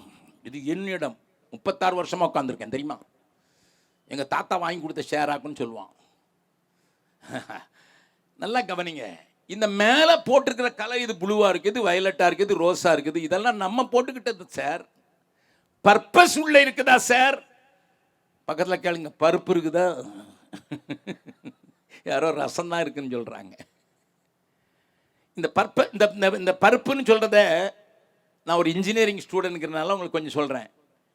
அது பூமியின் ஆழத்தில் அடியில் இருட்டில் இருந்ததை தோண்டி எடுத்து அதை நல்ல பவுடராக்கி அதுக்கு உருக்கெடுத்து அதுக்கு பேர் தான் அந்த ரியல் பென்சில். அதுதான் எங்கோ நான் வாழ்ந்தேன், அறியாமல் அலைந்தேன், என் நேசர் தேடி வந்தீர். எங்கோ நான் வாழ்ந்தேன், அறியாமல் அலைந்தேன், என் நேசர் தேடி வந்தீர். நெஞ்சார அணைத்து முத்தங்கள் கொடுத்து நிழலாய் மாறிவிட்டீர். பாடலாமா? நெஞ்சார அணைத்து முத்தங்கள் கொடுத்து நிழலாய் மாறிவிடு. கரங்களை உயர்த்தி பாடுவோம். நன்றி உமக்கு நன்றி ஐயா, நன்றி உமக்கு நன்றி அப்பா பிதாவே, அன்பான தேவா, அருமை இரட்சகரே, ஆவியானவரே, எங்கள் அப்பா பிதாவே, அன்பான தேவா, அருமை இரட்சகரே, ஆவியானவரே. தெரிந்தவர்கள் கூட பாடலாம். தாழ்மையில் இருந்தேன், தள்ளாடி நடந்தேன், தயவாய் நினைவு கூர்ந்தீ. தாழ்மையில் இருந்தேன், தள்ளாடி நடந்தேன், தயவாய் நினைவு கூர்ந்தீ. கலங்காதே என்று கண்ணீரை துடைத்து கரம் பற்றி நடத்துகிறீ. கலங்காதே என்று கண்ணீரை துடைத்து கரம் பற்றி நடத்துகிறீ. நன்றி உமக்கு. நான் கரங்களை நன்றாக அசைத்து இதை உணர்ந்தவர்களாக உமக்கு நன்றி அப்பா பிதாவே, அன்பான தேவா, அருமை இரட்சகரே, ஆவியானவரே. தாழ்வில் இருந்தேன், என்னை தேடி கண்டுபிடிச்சி வெளியே கொண்டு வந்து எனக்கு உருவம் இல்லாமல் இருந்தேன், எனக்கு உரு கொடுத்து அப்படியே விட்டுருந்தான்னா டொப்பு டொப்புன்னு உடஞ்சிரும். நான் உடையக்கூடாதுங்கிறதுக்கு தான் அங்க மரத்தினால ஒரு செய்திருக்காங்க.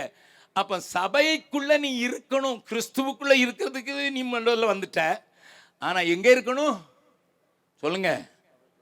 சபைக்குள்ள. சபைக்கினுடைய பெரிய பொறுப்பு வந்த ஆத்மாவை உடையாதபடி உபயோகப்படுத்துறதுக்கு அதை ஆயத்தப்படுத்தி பத்திரமா பாதுகாத்துறதுக்கு பேர் தான் சபை.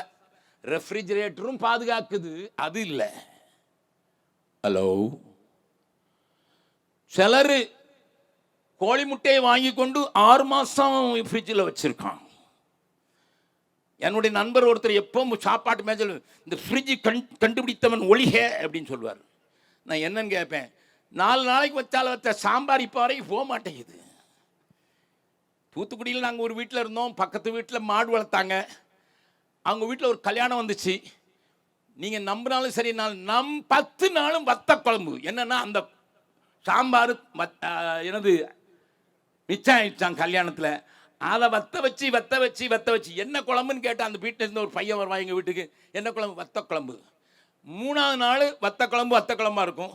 7ஆவது நாள் அவங்க சுட வச்சாங்கனால எங்களுக்கு இங்கே இருக்க முடியாது. எதுக்கு சபை நாறுது தெரியுமா? பக்கத்தில் ஒன்று கைப்பிடி சொல்லுங்க. எதுக்கு சபை நாறுது தெரியுமா? உள்ளேயே பிடிச்சி போட்டு வச்சிருக்கான். அதை வத்த வச்சாச்சு. வத்தலை குண்டுக்குது. தெரியுதா சபை எதுக்கு நாறுதுன்னுட்டு? அப்ப சபைங்கிறது உனக்கு ஒரு பாதுகாப்பை கொடுக்க வேண்டிய சபை. உன்னுடைய நீ உடைந்து போகாதபடி நீ உபயோகப்பட வேண்டும் என்கிற ஒரே நோக்கத்தை மாத்திரம் மனதில் கொண்டு உன்னை பார்க்கிறதற்குரிய காவலர்கள் மேய்ப்பர்கள் இல்லாத சபையில நீ இருந்து பிரயோஜனம் இல்லை. அந்த கவனிங்க. உங்க மேய்ப்பன் எப்படி இருக்கிறான்னு உங்களுக்கு தெரிஞ்சிருக்கணும்.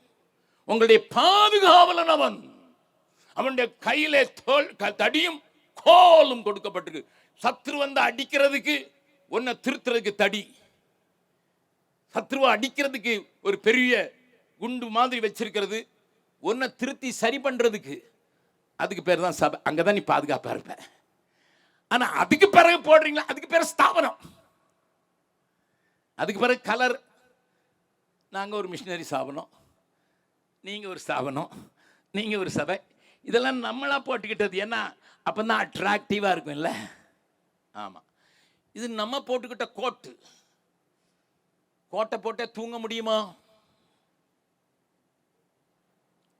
எப்போ கோட்டை போட்டு தூங்கும்? குளிர் வந்ததுன்னா. நல்ல கவனி. இதெல்லாம் விளக்குறதுக்கு எனக்கு நிறைய நேரம் வேணும். நான் ஒரு இன்ஜினியரிங் ஸ்டூடெண்ட்ங்கிறதுனால இந்த கடையில் போய் நீங்கள் கேட்டீங்கன்னா அவன் கேட்பான், எந்த மாதிரி பென்சில் உனக்கு வேணும்னு கேட்பான். அதாவது உள்ளே இருக்கிற பருப்பினுடைய வகை என்னன்னுட்டு. HB, H1, H2, H4 அப்படின்லாம் நம்பர் போட்டிருப்பாங்க.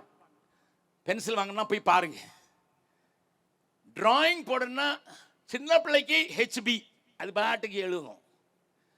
டிராயிங்கில் போடுற டிராஃப்ட்ஸ்மேன், இப்போ டிராஃப்ட்ஸ்மேன்லாம் இல்லை, கம்ப்யூட்டர் வந்துட்டு மெல்லிய கோடு போடணும்னா உள்ள ஹார்டாக இருக்கிற H4 நாங்கள் உபயோகப்படுத்துவோம். நான் ஒரு டிராஃப்ட்ஸ்மேனும் இன்ஜினியரிங் ஸ்டூடெண்ட்டு. இன்ஜினியரிங் டிராயிங்கில் யூனிவர்சிட்டி ஃபஸ்ட்டு மார்க் எடுத்த ஆள். அதனால என் மார்க்கை பார்த்தீங்கன்னா, ஏன்னா என்கிட்ட 4 வகையான பென்சில் இருந்தது. மெல்லுசா கோடு போடணும், பெருசாக கோடு போடணும். எனக்கு வாங்கி கொடுத்த இதில் எழுதியிருக்கிறாங்க, அதில் எழுதியிருக்கிறாங்க எக்ஸ்ட்ரா டார்க். எக்ஸ்ட்ரா டார்க் அதாவது சாதாரண பென்சிலை காட்டிலும் கொஞ்சம் அழுத்தமான கருப்பை காட்டுகிறது. நல்லா கவனிங்க. பக்கத்தில் இருக்கவங்க கேளுங்க. நீங்கள் H1, H2, HB, H3 சொல்லுங்க. கேட்டு வச்சிருங்க. இதெல்லாம் கேட்டு வச்சிருங்க. நான் கேட்கறது விளங்காட்டாலும் நாங்கள் நீங்கள் சின்னதாவது கேட்கும். இவர் H1 சொல்லியிருக்கேன். நான் கொஞ்சம் ஹார்டான ஆள் தான்.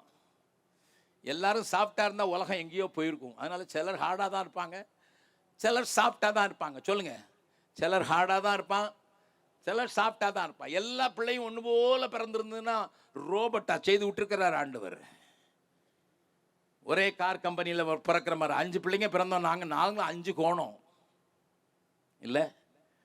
2 பிள்ளைய வச்சாலே ஒன்று இந்த பக்கம் பார்க்குது, ஒன்றுக்கு உரைப்பு பிடிக்குது, ஒன்றுக்கு இனிப்பு பிடிக்குது, ஒன்று சாக்லேட்டாக கேட்குது, இன்னொன்று சாக்லேட்டை கண்டா வாந்தி எடுக்குது. ஆமாம், அந்த மாதிரி உள்ளே இருக்கிறது தான் அது H1 இருக்கலாம், H2 இருக்கலாம், HB இருக்கலாம். இதெல்லாம் குறித்து பேசுறதுக்கு எனக்கு நேரம் இல்லை. ஆனால் அந்த பென்சிலை பார்த்தீங்களா, என் கையில் இருக்க பென்சிலை அதுக்கு பின்னால் ஒன்று அட்டாச் பண்ணியிருக்காங்க. எதுக்கு? ரப்பர். ஏன்னா இந்த பென்சில் எழுதும் போது என்ன செஞ்சிடும், தப்பு போட்டுரும். உடனே தலைகளை பிடிச்சு கொஞ்சம் அழிக்கிறதுக்கு இது ரப்பர், எரேசர். ஒழுங்கான பாஷையில் சொன்னா எரேசர். பக்கத்தில் உங்க கை பிடிச்சு சொல்லுங்க, உங்க மாமியார் உங்களுக்கு எரேசர் சொல்லுங்க.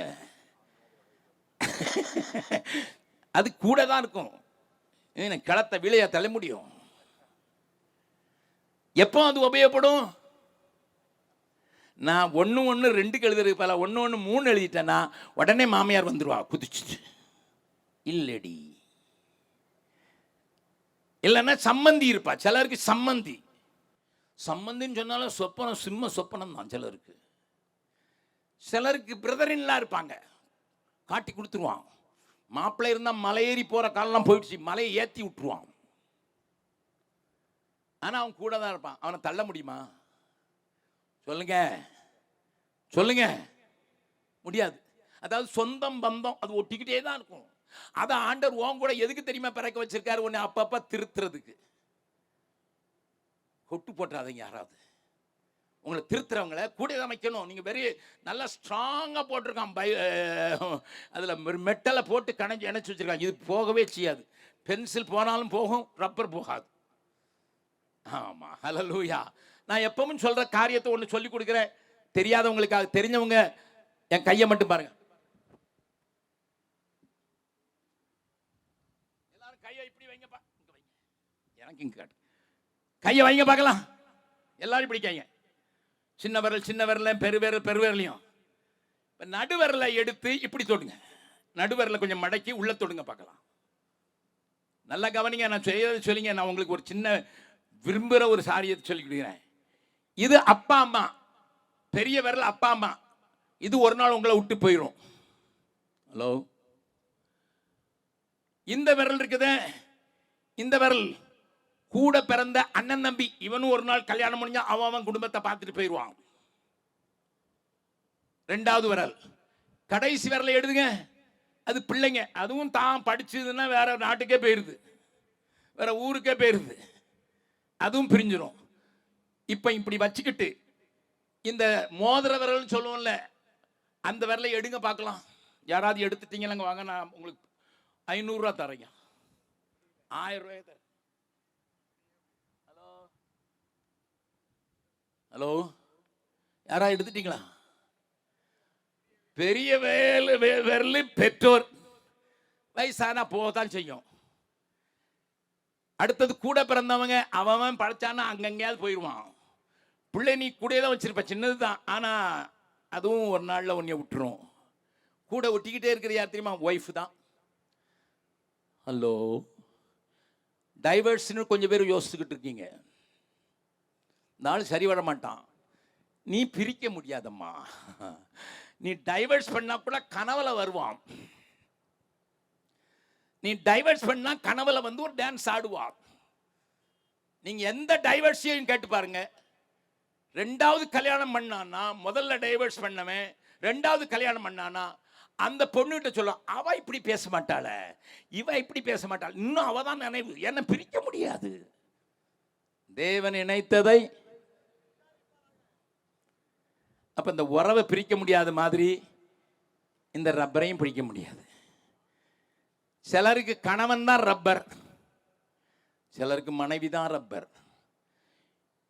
சிலருக்கு இன்ஜின் கணவன், சிலருக்கு இன்ஜின் மனைவி. சில புருஷரை பார்த்துருக்கீங்களா? பெண்ஜாதி போகிற வழியே தான் போவான். அவன் அப்படி ஆண்டவர் உண்டாக்கி இருக்கிறார். ஒன்று அப்படித்தான் உண்டாக்கினார்னா நான் ஒன்றும் ஹெல்ப் பண்ண முடியாது. சரி, ஆனால் இதோடு நின்றதில்லை பென்சில். பென்ஸுக்கு அழகான ஷேப் இருக்குது, அழகான கலர் இருக்குது.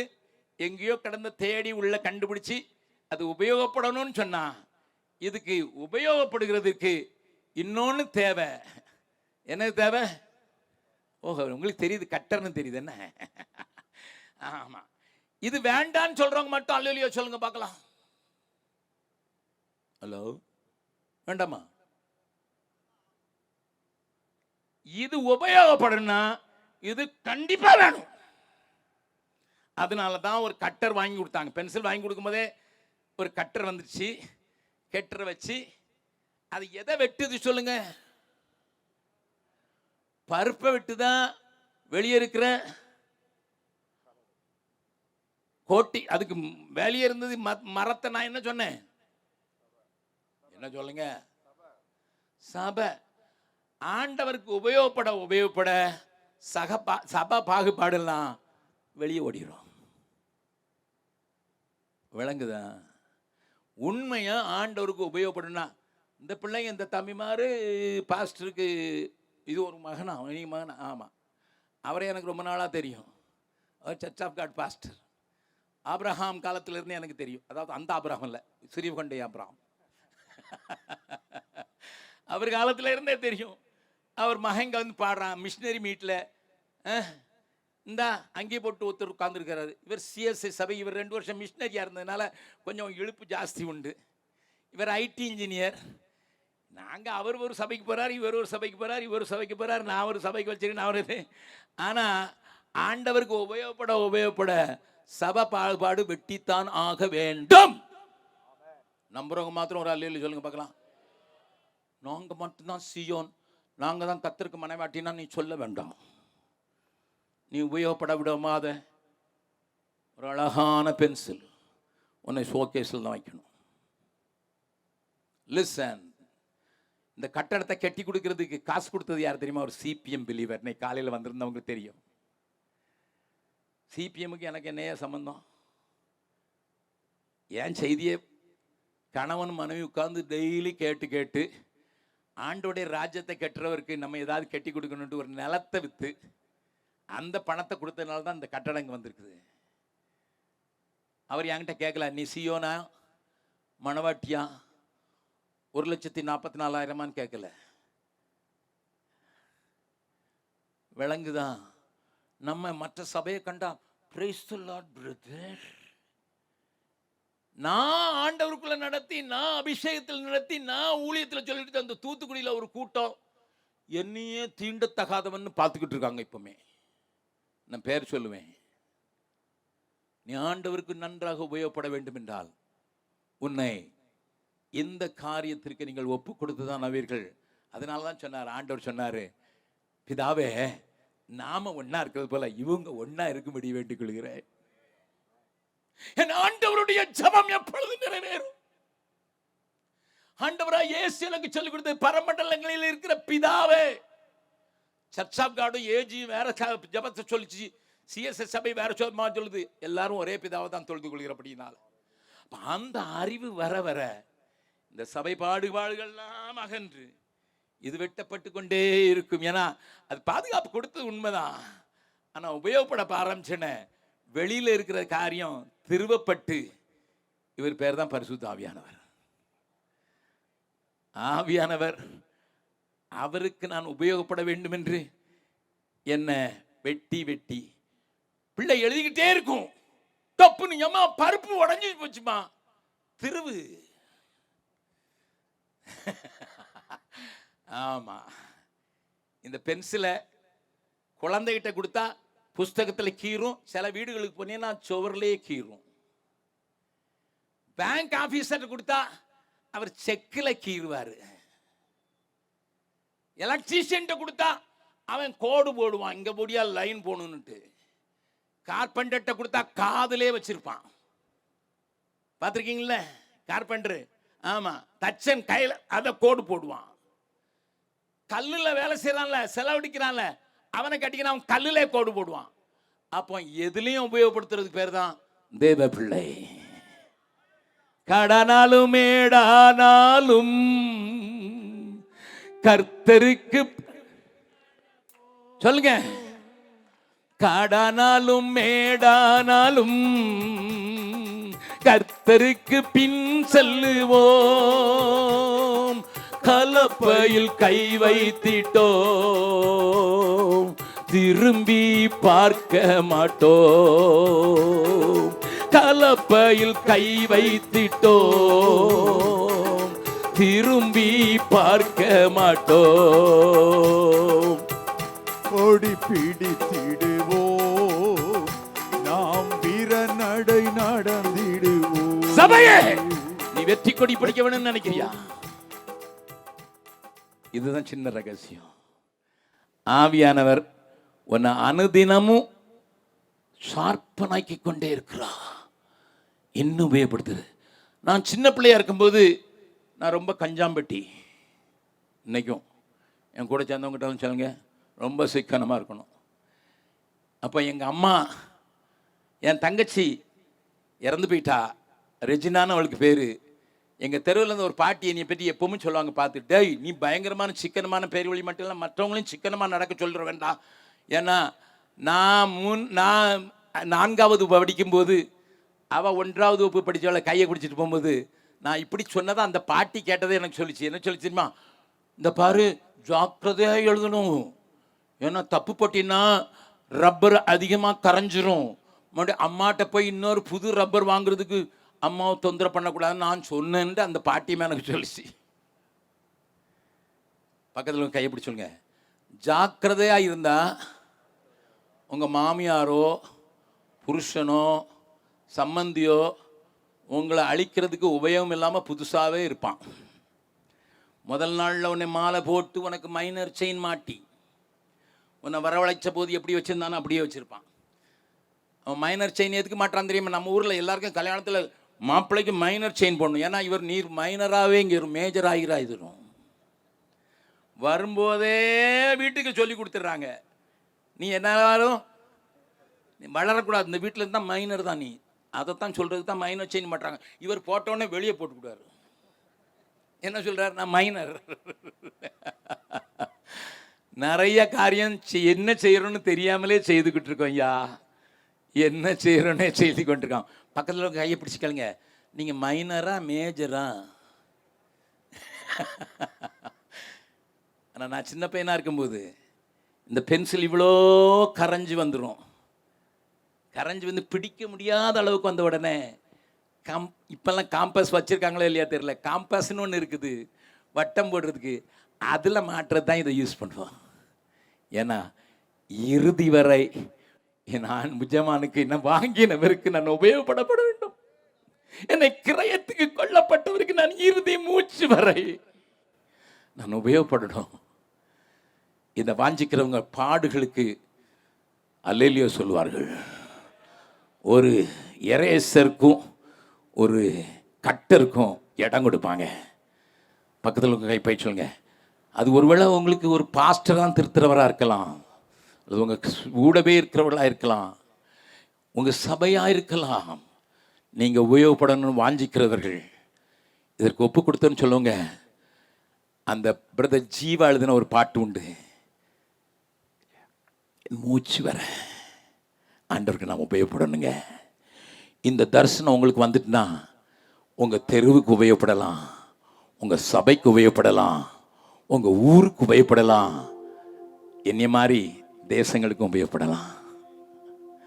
நான் இதே ஊரை சேர்ந்த சாதாரண குடும்பத்தில் பிறந்த டேவிட் என்கிறோடைய மகனு ஜாய் ஃப்ளாரினால் என்று சொல்லப்படுகிற ஒரு சாதாரண 1வது டீச்சர் பிள்ளை தான் ஐயா. எங்கள் அப்பா டெலிஃபோன்ஸில் இருந்தாங்க. 4 தங்கையோடு பிறந்த ஒரு தனி மனிதன் தான். ஆனால் என்னை குறித்து தேவ நோக்கத்துக்கு நான் ஆவியானவருக்கும் விட்டு கொடுத்தேன், பாடுகளுக்கும் விட்டு கொடுத்தேன். நடந்தது என்ன? இன்றைக்கு உலகம் முழுவதும் இருக்கிற தமிழ் பேசுகிற அனைவருக்கும், ஆங்கிலம் தெரிந்தவர்களுக்கும் கூட என்னுடைய புஸ்தகம் ஜெர்மன் பாஷையில் மொழிபெயர்க்கப்பட்டிருக்கிறது, என்னுடைய நீ இல்லாவிடில். அதனால் பீகாருக்கு கடந்த நாட்களில் என் நீ இல்லாவிடல படிச்சுட்டு வந்தவங்க மட்டும் 128 பேர். உண்மைதானா? பார்க்க வந்தாங்க 128 பேர். அதில் கொஞ்சம் பேர் தங்கிட்டாங்க ஜெர்மன் நாட்டில் இருந்து வசதியில் விட்டு. இந்த தேசம் தேவனை காணணும்னா ஆவியானவருக்கு தன்னை பூரணமாக விட்டு கொடுத்து ஆண்டவருடைய கூர்மையாக்குதலுக்கு தன்னை ஒப்பு கொடுத்து தன்னை தப்பு பண்றது எனக்கு சான்ஸ் இருக்கு, என்னை அழிக்கிறதுக்கு ஒருத்தர் ஆண்டவர் கூடவே வச்சிருக்கிறாருங்கிற உண்மையை உணர்ந்து நான் சபைக்குள்ள மட்டும்தான் பாதுகாப்பாக இருக்க முடியல, நான் உடஞ்சு போயிடுவேன். ஆனால் தேவைப்படும் போது சபையை கொஞ்சம் கொஞ்சமாக குறைச்சி என் கண்ணில் வெறும் தேவராஜ்யம் மாத்திரம் தெரியும், நான் இறுதி மூச்சு வரைக்கும் நான் ஊழியம் செய்ய போகிறதுக்கு என்னை ஒப்பு கொடுக்குறேன், என் குடும்பத்தை கொடுக்குறேன், என் வாழ்க்கையை கொடுக்குறேன்னு இவங்கள இந்த நேரத்தில் நான் யாரையும் கண்ண மூட சொல்ல போல. நீங்கள் உண்மையாக எஜமானுக்கு உபயோகம் உள்ளவனாக பரிசுத்தமாக்கப்பட்டவனும் சகல நற்கிரைகளுக்கும் விட்டு கொடுத்தவர்களா இருக்குன்னா இருந்த இடத்துல இருந்து ஆண்டவரை துதிக்கிறதுக்காக எழுந்து நிற்கலாம். எழுந்து நிற்கிறவர்கள் வலது கையை உயர்த்தி, என் நாட்கள் முடியும் வரை, என் ஜீவன் பிரியும் வரை, சொல்லுங்கள், என் நாட்கள் முடியும் வரை, என் ஜீவன் பிரியும் வரை, என் சுவாசம் ஒளியும் வரை உம்மையே ஆராதிப்பேன். வெறும் வொர்ஷிப் அல்ல இது. ஆராதிப்பேன்கிறதுக்கு உண்மையான அர்த்தம் உண்மையே சேவிப்பேன். சேவிப்பேன் அர்த்தம் உனக்கு ஊழியம் செய்வேன். இந்த பாடலை மறுபடியும் இருதயத்தின் ஆழத்திலிருந்து கண்களை மூடி, இந்த 4 வரையும் உங்களுக்கு தெரிஞ்சிருக்கலாம். கண்களை மூடி 2 கையை மகிழ்த்தி மறுபடியும் இருதயத்தின் ஆழத்திலிருந்து பாட போகிறோம். இந்த பாடலை ஒப்புக்கொடுத்தலோடு கூட பாடவும், ஏதாயிலும் ஒரு தீர்மானம் எடுத்தவர்களா இந்த பந்தலை விட்டு கடந்து போகவும், இந்த தரிசன விழாவுக்கு வந்திருக்கிறவங்களுக்கு ஒரு தேவன் தரிசனம் தருவாராக. நான் ஆண்டவருக்கு உபயோகப்படணும். எங்க உபயோகப்படணுங்கிறத ஆண்டவர்கிட்ட கேளுங்க. என்ன போல காட்டிலையும் மலையிலையும் நடக்கணும்னா நடங்க, நாடுகளில் நடக்கணும்னா ஒப்புடுங்க, ஆவியானவருக்கு பூர்ணமாக தூக்குங்க. அவர் திருத்தும் போது திருந்துங்க. அவர் மனுஷர்களுக்கு ஒன்றுதான் திருத்த முடியும். உன் கூட இருக்கிறவங்களை மட்டும் தான் உன்னை திருத்த முடியும். உன்னுடைய சூப்பர்வைசர் உன்னை திருத்தவனா இருக்கலாம். Don't worry, come on, we all will raise this. என் நாட்கள் முடியும் வரை,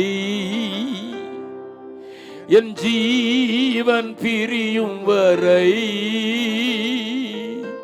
என் சுவாசம் ஒளியும் வரை உம்மையே ஆராதிப்பேன், உம்மையே ஆராதிப்பேன். கரங்களை தட்டி பாடலாமா? உம்மை ஆராதிப்பேன், உம்மை ஆராதிப்பேன், உம்மை ஆராதிப்பேன், உம்மை ஆராதிப்பேன். என் நாட்கள் முடியும் வரை, என் ஜீவன் பிரியும் வரை, என் சுவாசம் ஒளியும் வரை உம்மையே ஆராதிப்பேன், உம்மையே ஆராதிப்பேன். தாயின் கருவில் உருவாகும் முன்னை பெயர் சொல்லி அழைத்தவர் நீரே, தாயிலும் மேலாக அன்பு வைத்து நீ எனக்காக ஜீவன் தந்தீரே. பாடலாம்.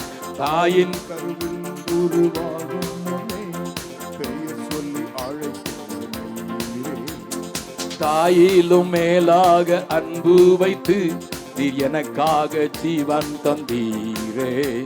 என் நாட்கள் முடியும் வரை, என் ஜீவன் பிரியும் வரை, என் சுவாசம் ஒளியும் வரை உம்மையே ஆராதிப்பேன், உம்மையே ஆராதிப்பேன், உம்மை ஆராதிப்பேன், உம்மை ஆராதிப்பேன், உம்மை ஆராதிப்பேன், உம்மை ஆராதிப்பேன். என் நாட்கள் முடியும் வரை, என் ஜீவன் பிரியும் வரை, என் சுவாசம் ஒளியும் வரை உம்மையே ஆராதிப்பேன், உம்மையே ஆராதிப்பேன். எத்தனை முறை நீடறினாலும் அத்தனையும் மன்னித்தீரே. நன்மையும் கிருபையும் தொடரச் செய்து என்னை மீண்டும் நடக்க வைத்தீரே. எத்தனை முறை இடறினாலும் அத்தனையும் மன்னித்தீரே. நன்மையும் கிருபையும் தொடரச் செய்து என்னை மீண்டும் நடக்க வைத்தீரே.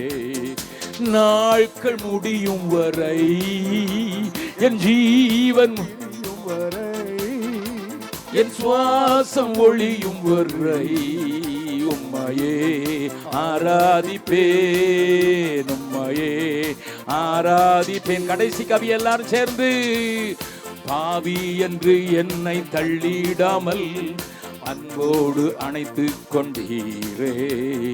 என்னையும் உம்முடன் சேர்த்து கொள்ள நீர் எனக்காக மீண்டும் வருவீரே.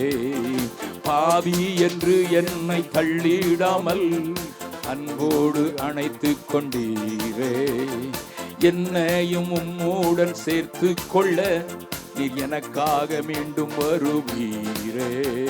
என் நாட்கள் முடியும் வரை என் ஜீவன் பிரியும் வரை என் சுவாசம் ஒளியும் வரை உம்மையே ஆராதிப்பேன், உம்மையே ஆராதிப்பேன்.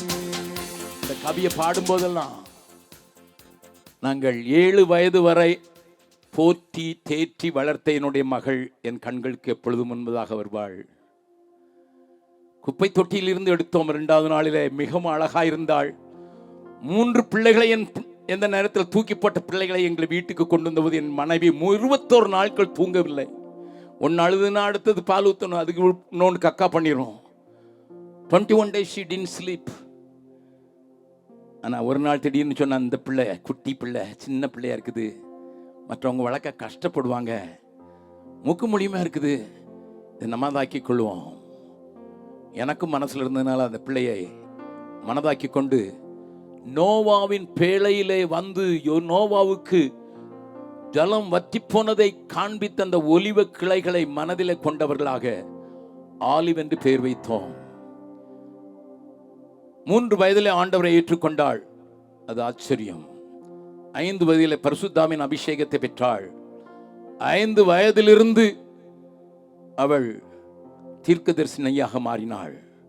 என் பிள்ளைகளுக்கு எப்படிப்பட்ட மருமக்கள்மார் வர வேண்டும் என்று சொன்னாள். இன்றைக்கும் எனக்கு இது ஆச்சரியமாக இருக்கிறது. என் மூத்த மகன் இங்கே இருக்கிறான், அவனுடைய மகன் இங்கே இருக்கிறான். நீங்கள் கேட்டு பார்த்தீர்கள் என்றால் சொல்வார்கள். ஒரு நாள் 5 வயதில் என்னோடு கூட படுத்திருந்தவள் கேட்கிறா, அண்ணனுக்கு வயசாயிட்டே போகிறது உங்களுக்கு தெரியலையா டாடி, கிழவனான பிறகா கல்யாணம் பண்ண போறீங்கன்னு கேட்டா. நான் சொன்னேன், நீ பெரிய கிழவி மாதிரி பேசாதடி, சும்மா இருந்தேன். இல்லை டேடி பாருங்க டேடி. நான் சொன்னேன், எப்படிப்பட்ட பொண்ணை பார்க்கணும், நல்லா கலராக பாருங்க, அண்ணன் கலராக இருக்கான்னு சொன்னான். இப்போ தான் கருத்துட்டான். அப்போ நான் சொன்னேன், அப்போ வட இந்தியாவில் தான்டா பார்க்கணும், தென்னிந்தியாவில் பார்க்குற பிள்ளைங்கள்லாம் கருப்பாக இருக்காங்கம்மான்னு சொன்னேன். யார் சொன்னது டேடி, தென்னிந்தியாவிலும் கொஞ்சம் கலராக இருக்காங்க. நான் கேட்டேன், எதுக்குமா சொல்கிற? அவள் வட இந்தியாவில் பிறந்து தூக்கி போடப்பட்ட பிள்ளை தாயால். 2வது நாள் குப்பை தொட்டியிலேருந்து ப்ராக்டிக்கலை எடுத்தோம். சொன்னா, வட இந்தியர்களுக்கு கொஞ்சம் டெடிகேஷன் குறையா இருக்குது, தென்னிந்தியாவிலேருந்து வந்தவங்க தான், அதுவும் தமிழ்நாட்டிலேருந்து வந்தவங்க தான் நல்ல அல்பமுள்ள ஆரம்பத்தை ஆழமாக பெற்றிருக்கவங்க. நம்ம அண்ணன் என் கூட நிற்கிறதுக்கு அப்படிப்பட்ட பிள்ளையை கொண்டு வாங்கன்னாங்க. நான் சொல்லலை, யாரோ தீர்க்க தரிசனம் சொல்ல, என் குட்டி மகா 5 வயசுல சொன்னா. அது நிறைவேறிட்டு. பிஹெச்டி படித்திருந்தாலும் என் மருமகா வேலையை தூக்கி போட்டுட்டு மிஷினரியாக வந்தா. அதோடைய கூட்டில் ஒன்று சொல்கிறேன், இந்த தென்னகம்தான் அந்த தேசத்துக்கு உத்தரவு கொடுக்க வேண்டும். உங்களுக்கு தான் பாலையும் தேனையும் ஊற்றி வளர்த்தார்கள் மிஷினரிகள், நீங்கள் தான் அதிகம் கடன்பட்டிருக்கீங்க. மறுபடியும் பாட போகிறோம். அதை உணர்ந்து என் நாட்கள் முடியும் வரை, என் ஜீவன் பிரியும் வரை. நான் காலக்கூட்டத்தில் சொன்னேன், I am 79 but I don't feel. என்னுடைய கூட இருக்கவங்ககிட்ட கேளுங்க, நான் எப்படி ஓடுறேன்னு அவங்களுக்கு தெரியும். ஒரு நாளில் 5 மணி நேரம் இல்லை 5.5 மணி நேரம் தூங்குறேன். நான் ஓடிக்கொண்டே இருக்கிறேன். பிரசங்கம் பண்ணிக்கொண்டே இருக்கிறேன். என்னை பார்த்து என்னுடைய மிஷினரிகள் உற்சாகப்பட்டிருக்காங்க. 79 வயசுல இவர் ஓடினார்னா நாங்களும் ஓடலான்னுட்டு. இந்த வார்த்தையை இருதயத்தின் ஆழத்தில் நான் சொல்றேன், நீங்களும் சொல்லும்படியாக கேட்கிறேன். உங்கள் பிள்ளைகளை அழைப்பார்கள் என்றால் டீச்சராக அனுப்பி வைங்கள், நர்ஸாக அனுப்பி வைங்கள், 2 வருஷத்துக்காக அனுப்பி வைங்கள். அவங்க இதை அனுபவிக்கட்டும். இதை படித்த பிறகு சாயர்புரத்துலேருந்து வந்திருக்க சர்ச் ஆஃப் காட் பாஸ்டர் ஜெபம் பண்ண பாஸ்டர் இஸ்ரேல் துரசிங் ஆசீர்வாதத்தோடு இந்த கூட்டத்தை முடிச்சு வைப்பாங்க.